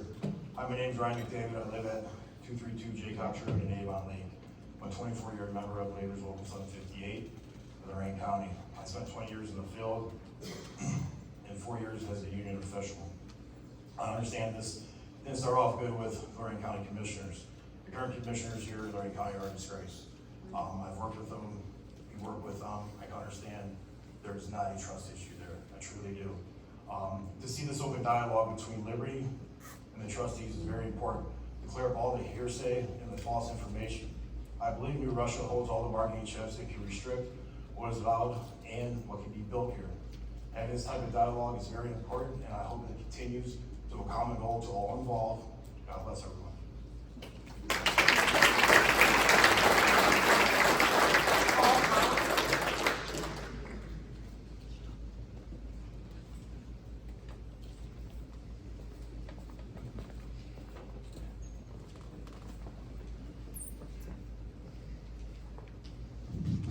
I'm Paul Holland, 10026 West Ridge Road. A couple things. It was a very nice presentation by the gentlemen. They've done their work, obviously. But I remind you, this is sort of like a dating or courting situation. When I was dating my wife, I dressed up and I acted like the best gentleman ever. She would still say I am. But anyway, they present, and it sounds great. As you've heard, many things have not been nailed down, and that's concerning. I also want to remind you that historically our country is a constitutional republic. Our forefathers came up with the idea that we'll have representatives look out for our best interest. You are our representatives. And it's not a job, I know you don't take it lightly. But we have trusted you to take care of us. And we're asking you to do what's in our best interest. Ideally, you have a pulse on the community to see whether most are for it or whether they're against it. A community that wants to build a new swimming pool, they put it up to the people, and usually they have a general election. If the majority want the pool, it goes in, their taxes go up, but they agreed to it. If the community said, no, we don't want it, and the majority said no, it's done, it's gone. Now, there's a lot of money to be made by these gentlemen and their firms and whatever else, so I'm always leery when money gets involved with it. But, since you're our representatives, please picture this. You've chosen where you and your family live for many reasons. Probably, ideally, to raise your family in a good environment, so your kids would have a good place to be and so forth. But if the house next door to you came up for sale and a business wanted to buy it, well, they could say it's zoned residential. You can't. But I want the zoning committee to change it because I want to put my business there. Do you want a hardware store, a tavern, a 7-Eleven next door to your house in your community? Or would you say, no, I brought my kids and my family here to live in this community with my neighbors. And that's sort of where we're at. There's a piece of land evidently that people want. But most of us who are sitting here tonight, and I don't know, many people couldn't come tonight, They're saying, no, we want our neighborhood. We want our friends. We want our neighbors and the kids to grow up next to us and so on. Please hear our voice, because you're our representatives. It's a wonderful system our country has. We trust that it's going to work here too. So thank you very much for your time.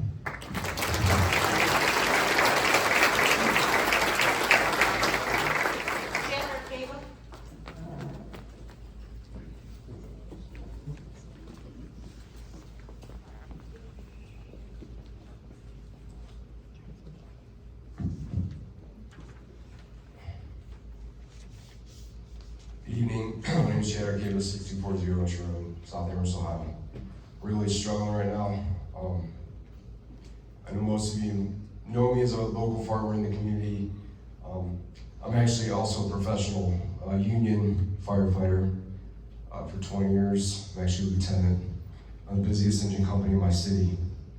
And I ran calls all night. Having trouble staying awake because I was a paramedic refresher all day today. And I'm on duty tomorrow, so please bear with me if I talk a little slow. But I'm up here, I know I've been up here 2 other times, and those 2 other times, Mr. Siley and I very much disagreed on pretty much everything. However, tonight, I find that I am in agreement with him. Our county government is very much against farmland preservation. In fact, I think there is a strategic attack on farmland preservation in our county. I did research with the USDA and American Farmland Trust. They show that 11 million acres were lost between 2001 and 2016. It's about 2,000 acres per day. If the trends continue, another 18.4 million acres could be converted by 2040.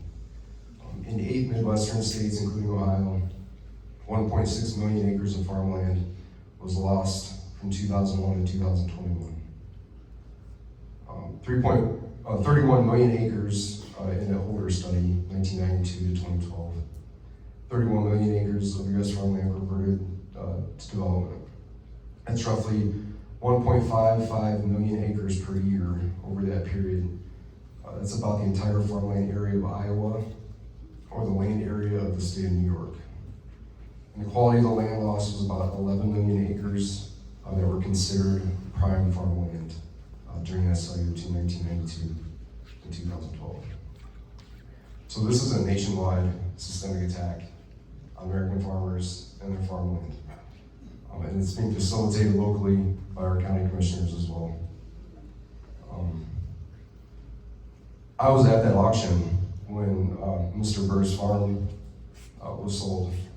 It was probably one of the most evil things I ever witnessed in my life, where they sold parcels of land to individual farmers, hit the gavel, said sold, you get this parcel, going once, going twice, you get this parcel.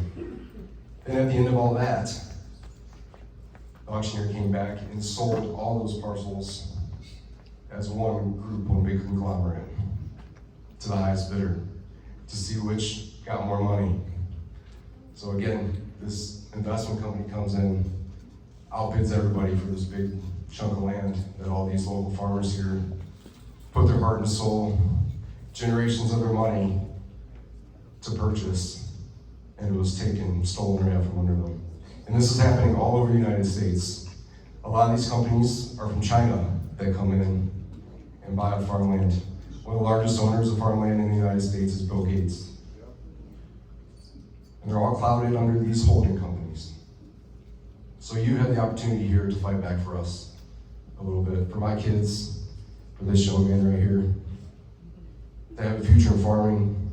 Mr. Siley said we can work with the JBS, we can work with LCC. Well, the JBS have ag mechanic programs. They have OAG programs in every high school in the area.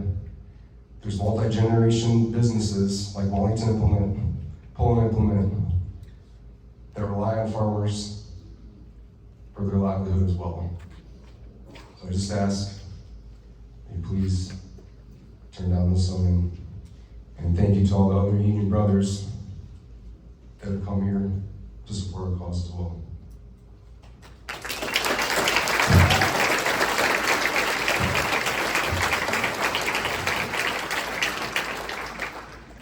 Angela Gondal?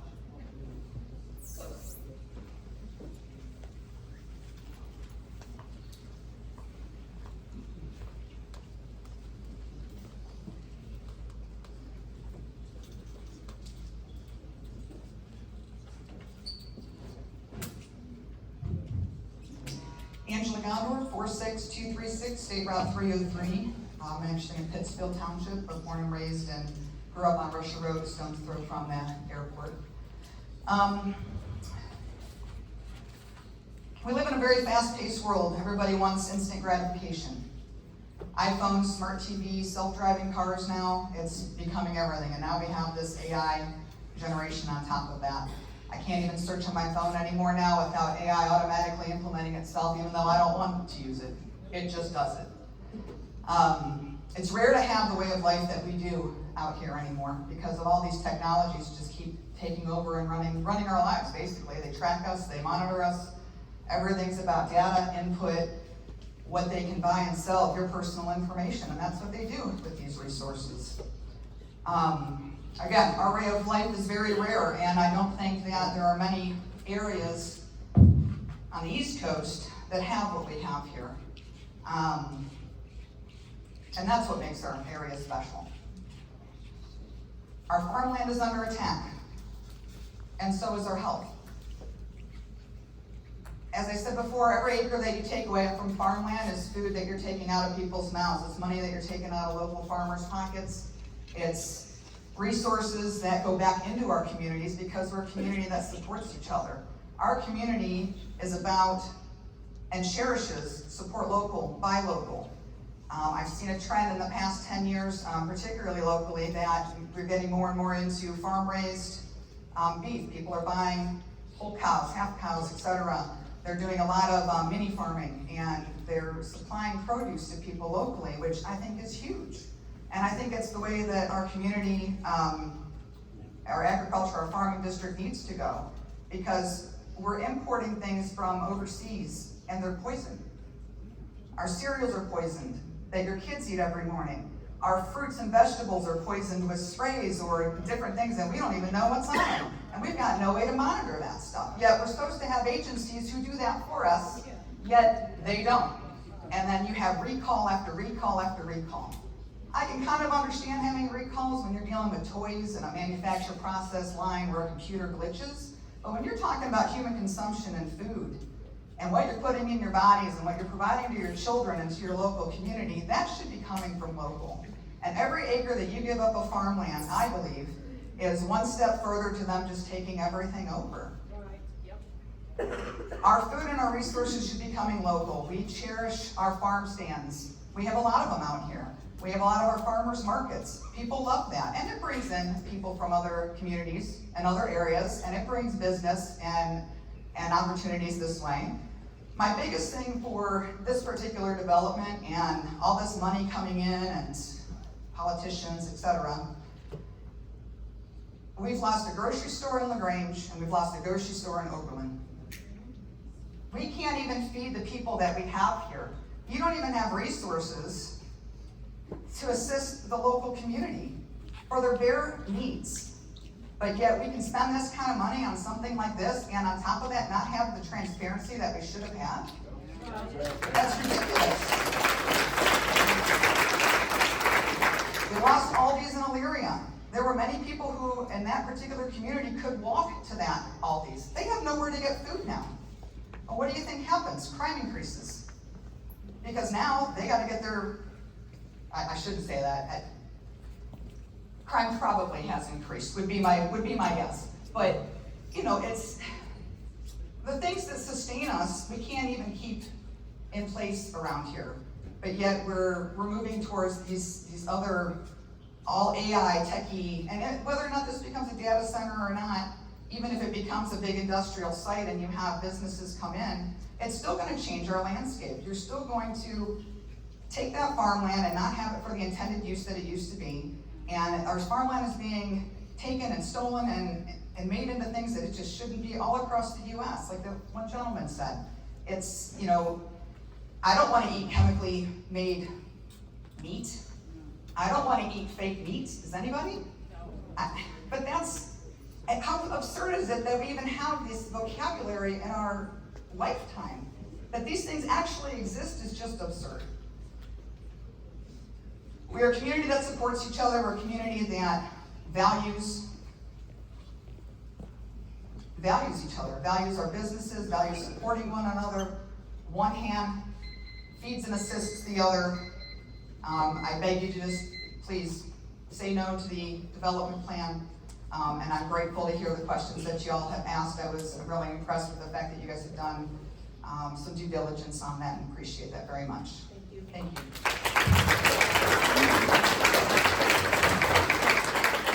Kim Poland?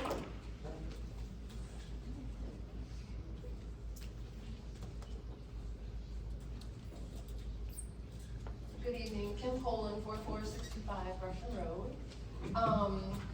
A couple things, real quick, I'm gonna go off on the decommissioning the airport thing. I thought if you guys could please look into, I know on the commissioners put in their application or their IOI for the funding for the sewers, which is supposed to help service this. In that, they said they were gonna decommission the airport. Today, through public request, I got information from the county's commissioner's office that there is absolutely no communication between them and the FAA that they've ever said anything about decommissioning. So I don't know why it's on an application for the sewers.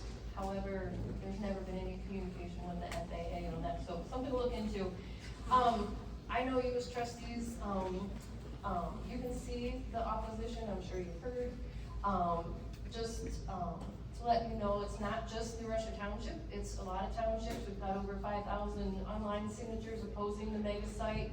The commissioners didn't like our online signatures, so I have like a pile of handwritten signatures if you'd like them, but it's everybody from the whole county. It's not just New Russia Township, because it's gonna affect the entire county, whatever this decision is made here.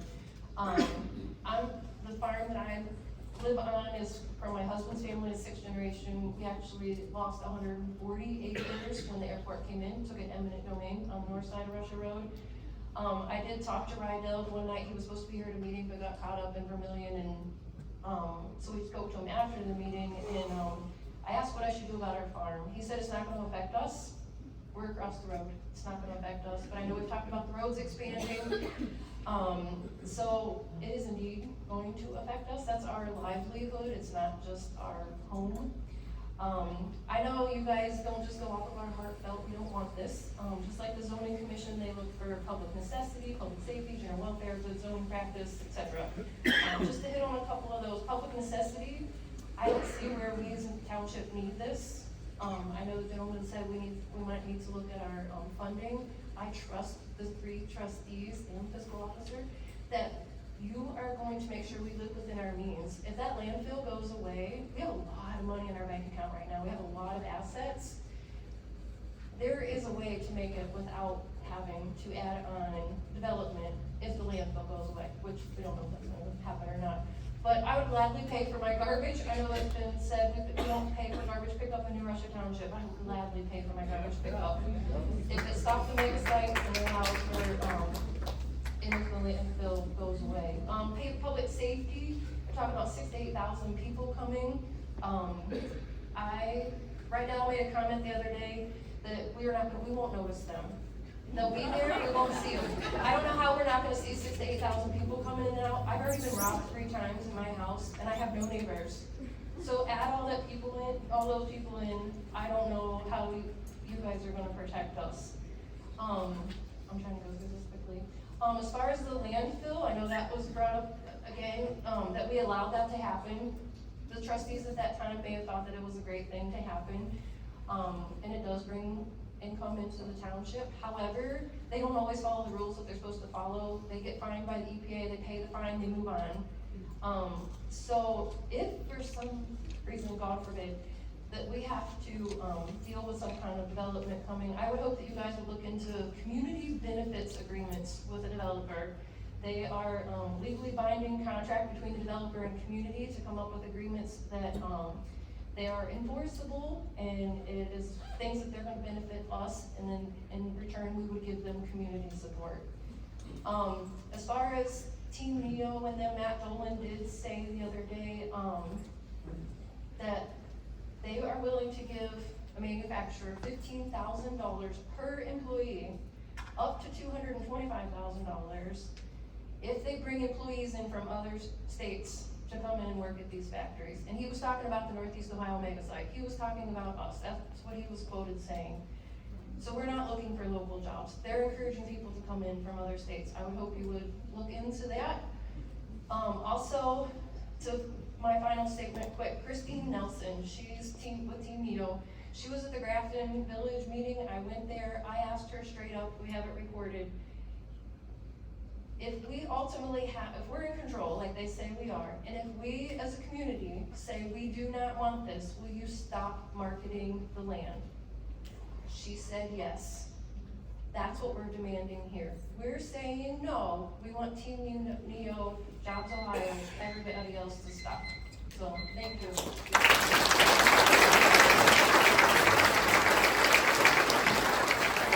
David Daly.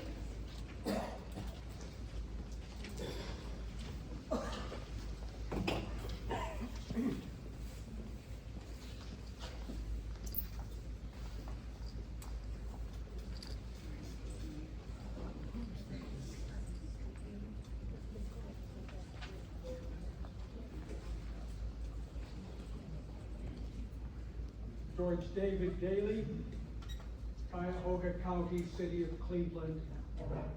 I'm here this evening as a concerned citizen. I hope when I return home tonight that I will be regarded as a friend of New Russia Township. I just handed your clerk a document which is from the Investment Advisory Committee meeting minutes of January 27 of 2026. There is a statement on the reverse side to which a number of speakers have already alluded. I think that you should give very serious consideration to what they have said, and you will recognize my intention as I proceed with this second statement. Whose money, whose priorities, state grant, investment shift, and real consequences. The facts in brief, our local media here has reported that the state has been awarded $67 million to make infrastructure ready a site called the mega site. I'm not sure how many acres it actually has. I've had a lot of figures tossed around this evening. But it is a large, large site for the New Russia Township.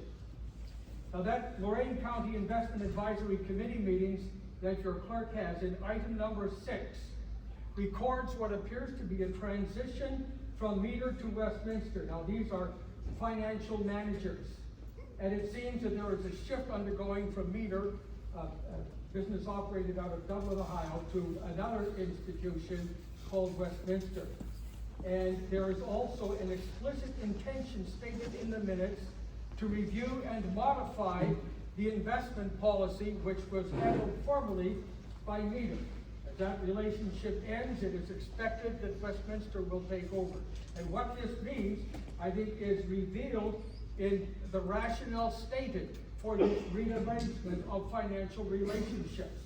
Namely, Meter reported using screens, ethical screens, or I don't know, perhaps a simple statement of policy, which excluded certain U.S. securities that were tied to foreign wars, wartime production, military contractors, that kind of thing. And so the statement that you have in the minutes, which I have given to your clerk, states that we may need to review or modify that policy. So the people that have raised the question about the possibility of military applications of whatever it is that's happening here, and I don't have any answers, but you should take that very seriously in light of this statement from your own county investment management committee. I would also note that at the same time you have the Turning Point shelter, which is reportedly closed or is at least threatened. You also have Jobs and Family Services strikers. They're striking for wages and staffing because some of their workers are receiving so little funds they themselves qualify to receive the benefits that they are administering to others.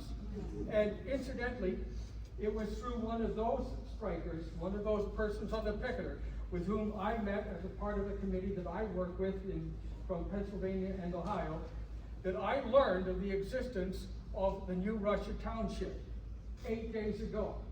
That's the first I knew that you even existed. And I thought that this was important enough that I had to appear here this evening to bring that item in those minutes to your attention. Why this matters? State grant means pressure, a new investment management strategy. These things constitute strong incentives to prioritize developer projects and long-term returns over immediate needs and social services.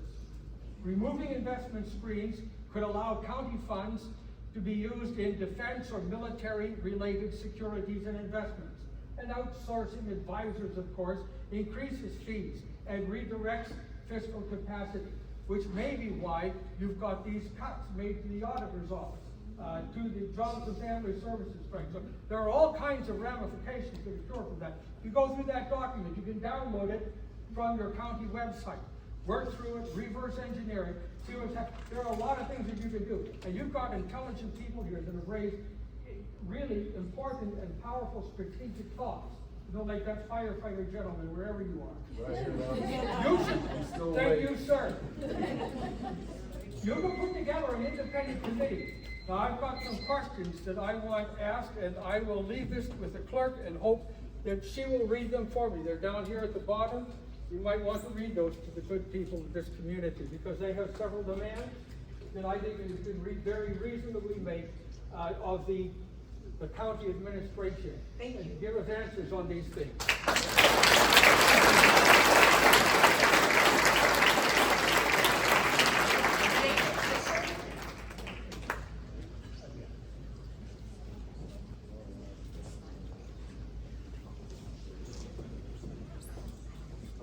sorry, did I butcher your name? Cecil. Cecil. Yes. So we are here to address the trustees, so I will be facing this direction.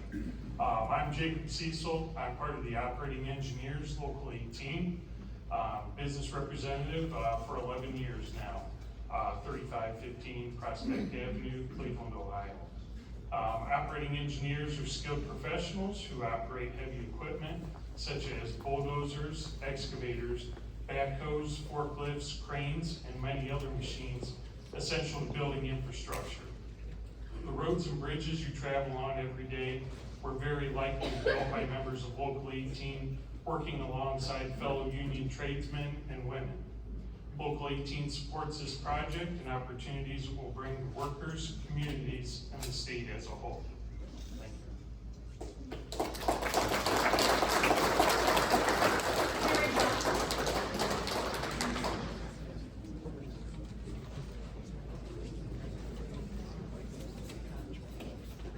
Hi, I'm Karen Johnson, 33 Lakeview Drive, Carlisle Township. I dropped off some records today that talked about what Andrea is talking about, and I'll touch on that here. First off, I agree with the recommendation of the Zoning Commission to deny the rezoning of these parcels to industrial park. The commission did a thorough job reviewing the required criteria, and simply put, those criteria weren't met. One of the primary arguments raised by county planning was that these parcels are contiguous with other properties. I don't believe the parcels at the airport were legally rezoned on June 4th, 2024, during the map amendment. There were multiple defects in that process, and I have delivered that information to you today. First, the public notice was insufficient to clearly convey that the airport parcels were being rezoned to industrial park. It took me 2 months to find the rezoning for that. And you shouldn't need a forensic researcher to find your rezoning. Even the county questioned whether the notice was adequate during their meeting. But the larger defect occurred when the zoning changes were submitted to county planning. The motion submitted by the township included only the southern half of the airport to be rezoned to industrial, not the northern half. County community development staff then stated that they would like the northern half because because it would be unusable if they didn't get that as industrial. And so they recommended rezoning the entire airport to industrial park. So unusable by whom? Because today that land is being farmed. It's important to recognize that the county itself, along with the commissioners and development officials, pushed for the entire airport to be rezoned, and they did not recuse themselves in the Lorain County planning meeting.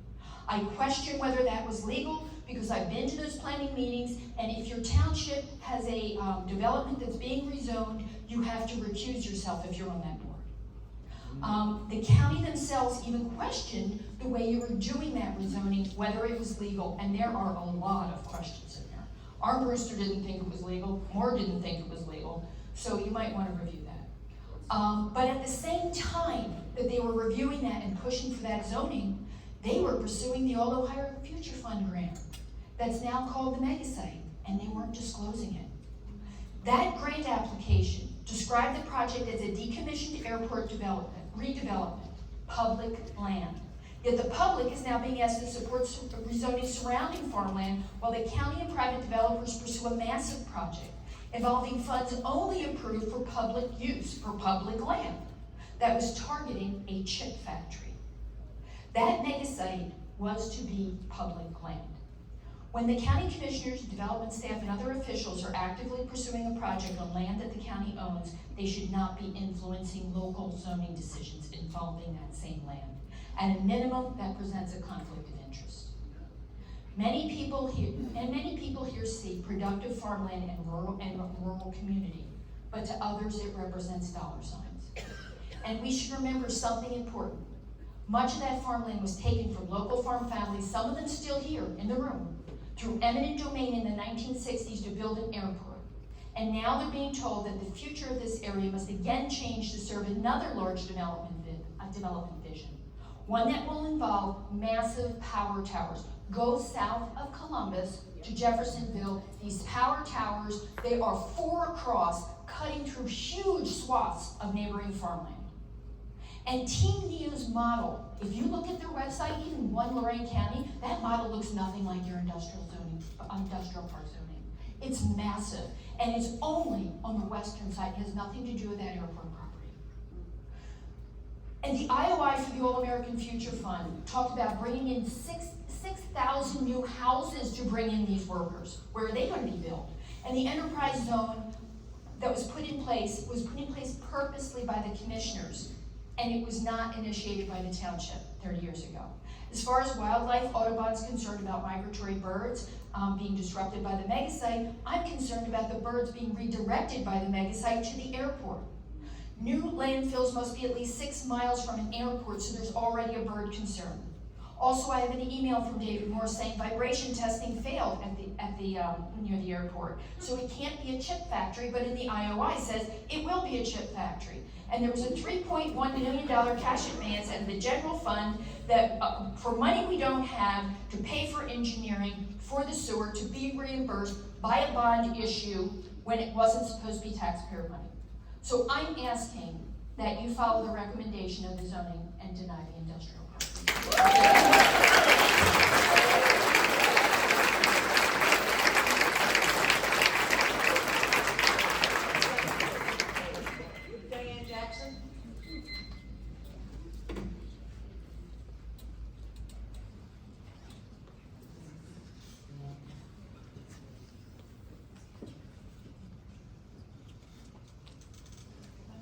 Jackson, I live at 12050 Oberlin Road, Oberlin. And I have a couple of arguments with the man who wants you to change the zoning and consider all the pluses of the development, because I don't agree with it. One of them is that we already have about 2,000 acres, if I'm correct, that are zoned commercial in our township. Can't hear you. You can't hear me, sorry. I don't have a big voice. I'll take it off. There we go. Now you can hear me. Okay. So we have about 2,000 acres already zoned commercial in our township, and only less than 500 are being used as for commercial purposes. So we already have opportunities for that. I don't know how, if it's a big land, I suppose he wants the big land area together. but still, for smaller buildings and suppliers, that would work. And I guess the worst thing about this development, it means that I probably will be displaced. I probably will have to move among other people. And I hate to do that. I've been here all my life. A few years I've lived in another state and I came back. So maybe I shouldn't. But I made good and I came back and I built a life here. And my family, I'm related to Kim. I'm her sister-in-law, so my family's been here 6 generations. So I hate to give all that up. I can still see pictures of my family working in the fields across the street where the airport is when I was a little girl. So that's 2 arguments. One of the biggest ones I have is the environment. I was a biology major. I work in microbiology, and I have a degree in animal science as well. And some of the worst polluters are these new green technologies. They're not clean energies. That's a total lie about buildings being clean and buffering them. How are we going to buffer the light that comes off of them at night? I mean, data centers have generally huge diesel generators because they use so much electricity, so they're humming all the time. There's a lot of light that comes off of them because for emergency services, if you have a fire, you've got to see at night, and these buildings run 24/7. They've got trucks coming in and out. If it's a supplier for technologies, some of the chemicals they're going to be supplying are acid and bases, compressed acid and bases. If I can find my paper, I can read the list of chemicals that go on in a chip factory on a daily basis. I don't have my glasses, but xylenes, ammonia, diethyl 2-pyro. I'm a biologist, so I don't know chemistry as well. Pyrrolidone, glycol, esters, phosphoric acid, methyl ethyl, acetone, ethylbenzene, ammonium, copper, ethyl glycol, glycol esters, methanol, N-methyl 2, pyrrolidone, sulfuric acid aerosols, hydrochloric acid aerosols, acetate compounds, ammonia, arsenic, antimony, phosphorus, nitrate compounds. The list goes on, and a lot of these are what you call, I'm going to forget the short word for it, PSFAs, PF.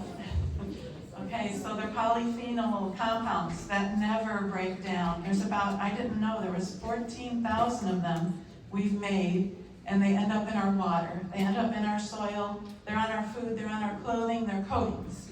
So they're waterproof coatings, and they don't break down. And these are used in chip factories on computer components. And also, chip factories use so many gallons of water, 22,000 to 48, 220 million to, oh my gosh.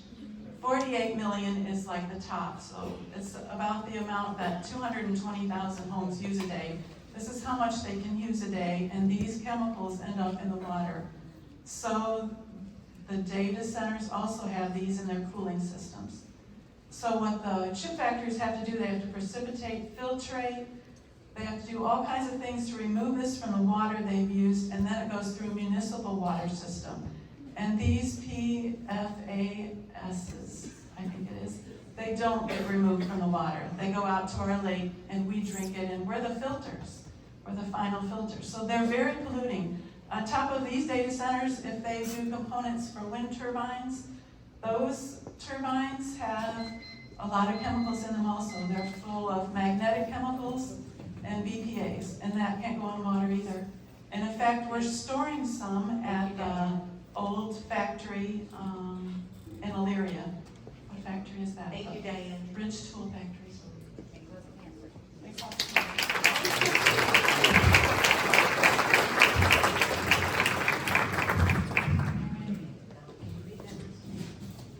Leslie. Verdea?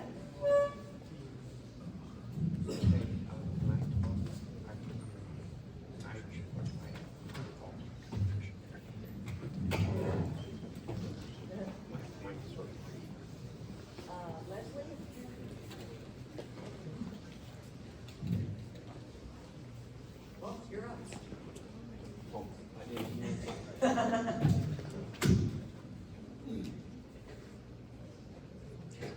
Hi, my name is Greg Anderson. I just built a house on Albrecht Road.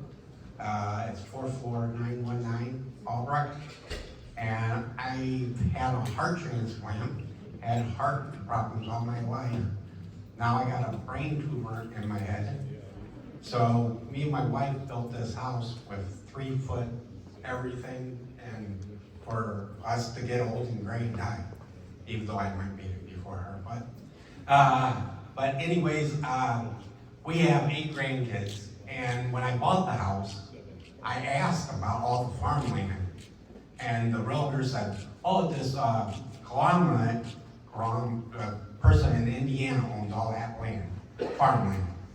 So I go, so nothing's gonna go there? No, nothing. And now the mega site's going. And our property value is gonna go down because we're right on the corner, and I think they just bought that land right behind our house that's farmed. It's not fenced from the airport, but I think the company that owns the mega site, because they put to buy those two that I've been coming to every meeting. So my question is, if our property value is gonna go down, are they gonna buy us out and let the whole township move out? Because that's what I would do. I just don't want to live here no more. Because they do, the sites, I listen to them, and they are very loud. And we're gonna be right by it. And that's all I have to say. I hope and pray that they don't go there. Oh, by the way, they said I would never walk, eat, or breathe again because I was in a coma from a car accident for 7 weeks. But I did all that, and I still fight a good fight. And when I had somebody tell me they're gonna not have the airport one day there, and they're gonna get that mega site, and because they got deeper pockets than us, just like that one guy said earlier. Because it would be in a lawsuit or whatever, but me and the Cleveland Clinic fought the odds, and I'm winning now. So I'm hoping to stay where I'm at.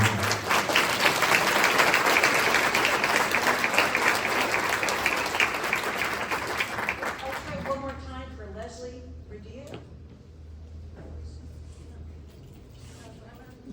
Oh, okay, thank you. Then, is anyone else? That concludes the public comment portion of our meeting. Thank you, everyone.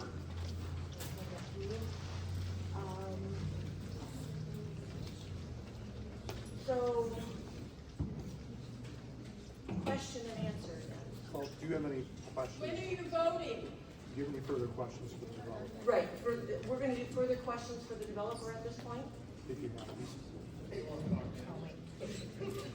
you have any questions? Couple.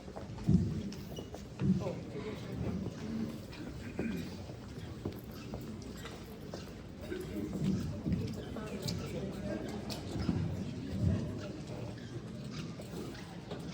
Okay, so in regards to the data center, I had a meeting with Jeff Armbruster on October 21st, and he told me that there will not be a data center in New Russia Township. He said there will be one, a small one, but it will not be in New Russia Township. So my question is, like, what is your opinion, or what do you say to that? So I don't know what a small one is. I mean, I know the one in Brown Hill Township. I think that's what he was alluding to. And that's not a small one, that's a hyperscaler that's actually building on that side. So, you know, that conversation, again, we've held out that this is for advanced manufacturing. If that, it is certainly on the table to restrict the data center use as part of the conversation with the trustees. So we would certainly engage in that.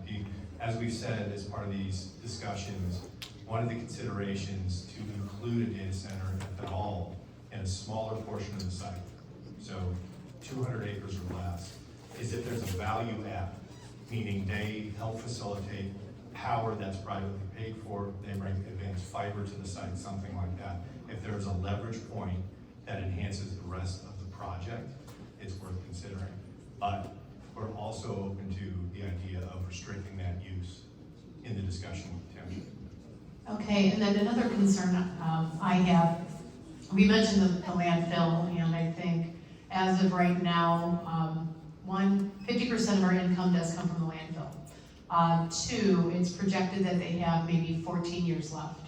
So my question is, with all of this development, there will be waste. It will have to be taken to the landfill, which we're assuming will be Republic, which will reduce, it will reduce the money that we're getting, because we don't, let's say that gives the landfill a life of 7 years then. So how would we, as a township, make sure that we are keeping with finances and revenue? And what type of tax abatements then would these businesses get, assuming that maybe the landfill, you know, may close because of this? Yeah, that's an important question, especially in the context as you painted it, right? So if, for example, the size of this development was contributing to the acceleration of the end of life for that landfill, right? So it went from 14 to 7, as you use that point.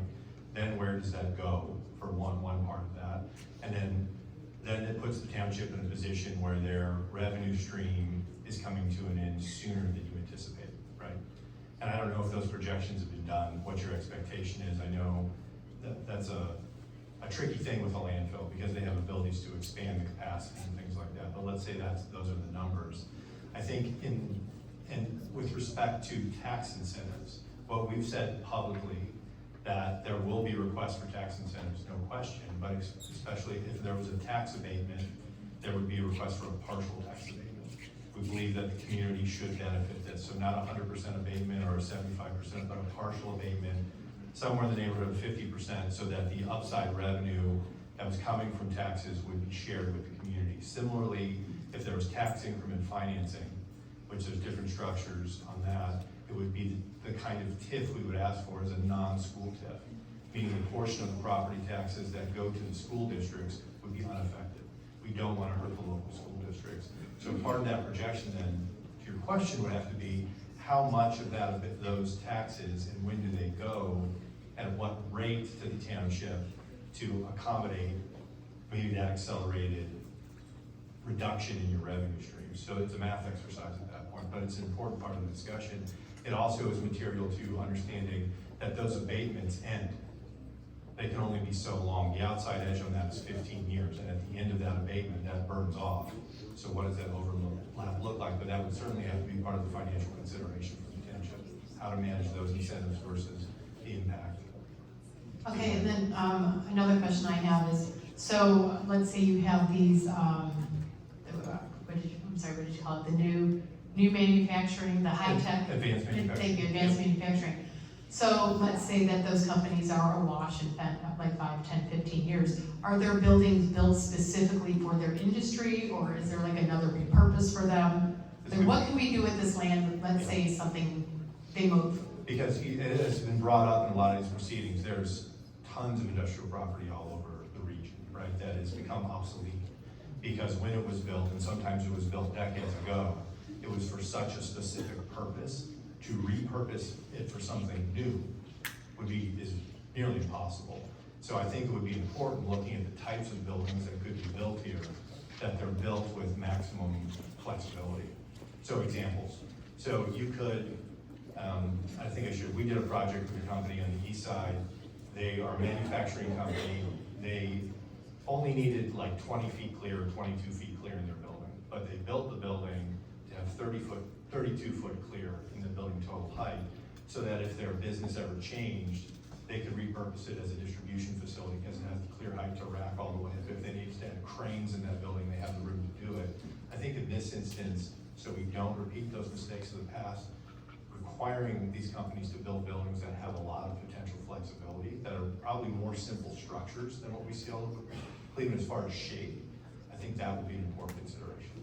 Okay, thank you. I don't have any further questions. One of the questions that came up from one of the residents are the power lines. Yep. I mean, at one point, I was told they would come up with my path. So, you know, So I think the suggestion is there's again, First Energy, we've had conceptual load study done that talks about what they think they can deliver from the grid right now. I think likely candidate is probably the 345 kV lines that run south of the site, because there's more capacity, bringing that to the site to a substation and then stepping up the power from So there. either coming up the bike path or Overland Road. I would guess it's probably Overland Road or 58, potentially. And then, at one point I did ask Christine Nelson, who's, and Jeff Armbruster were the ones who were telling me this. What is the likelihood that all those utilities could be buried? I think it's worth exploring. I don't know. I don't know based on that size what that looks like. Again, we don't control the utility and what their specifications are. We have to comply with what they require of us to be a receiver of that facility. But I think it's a worthy question to ask. I don't know if that's actually possible for that size lines, but. Christine made it believe that, you know, but again, is it something? And she has more contact with First Energy than I do, for example, so if that's possible, I think that's a worthy question. At the moment, I think I'm. Okay, thank you. At this moment, we're going to close the public meeting and. Public hearing, sorry. Or do we need to set a date for, do we need to set a date? Yeah, for the deliberation. Yes, because we're going to deliberate and vote in March 17th at a regular schedule, I'm sorry, March 17th at a regular scheduled meeting, at 6:30. March 17th at 6:30.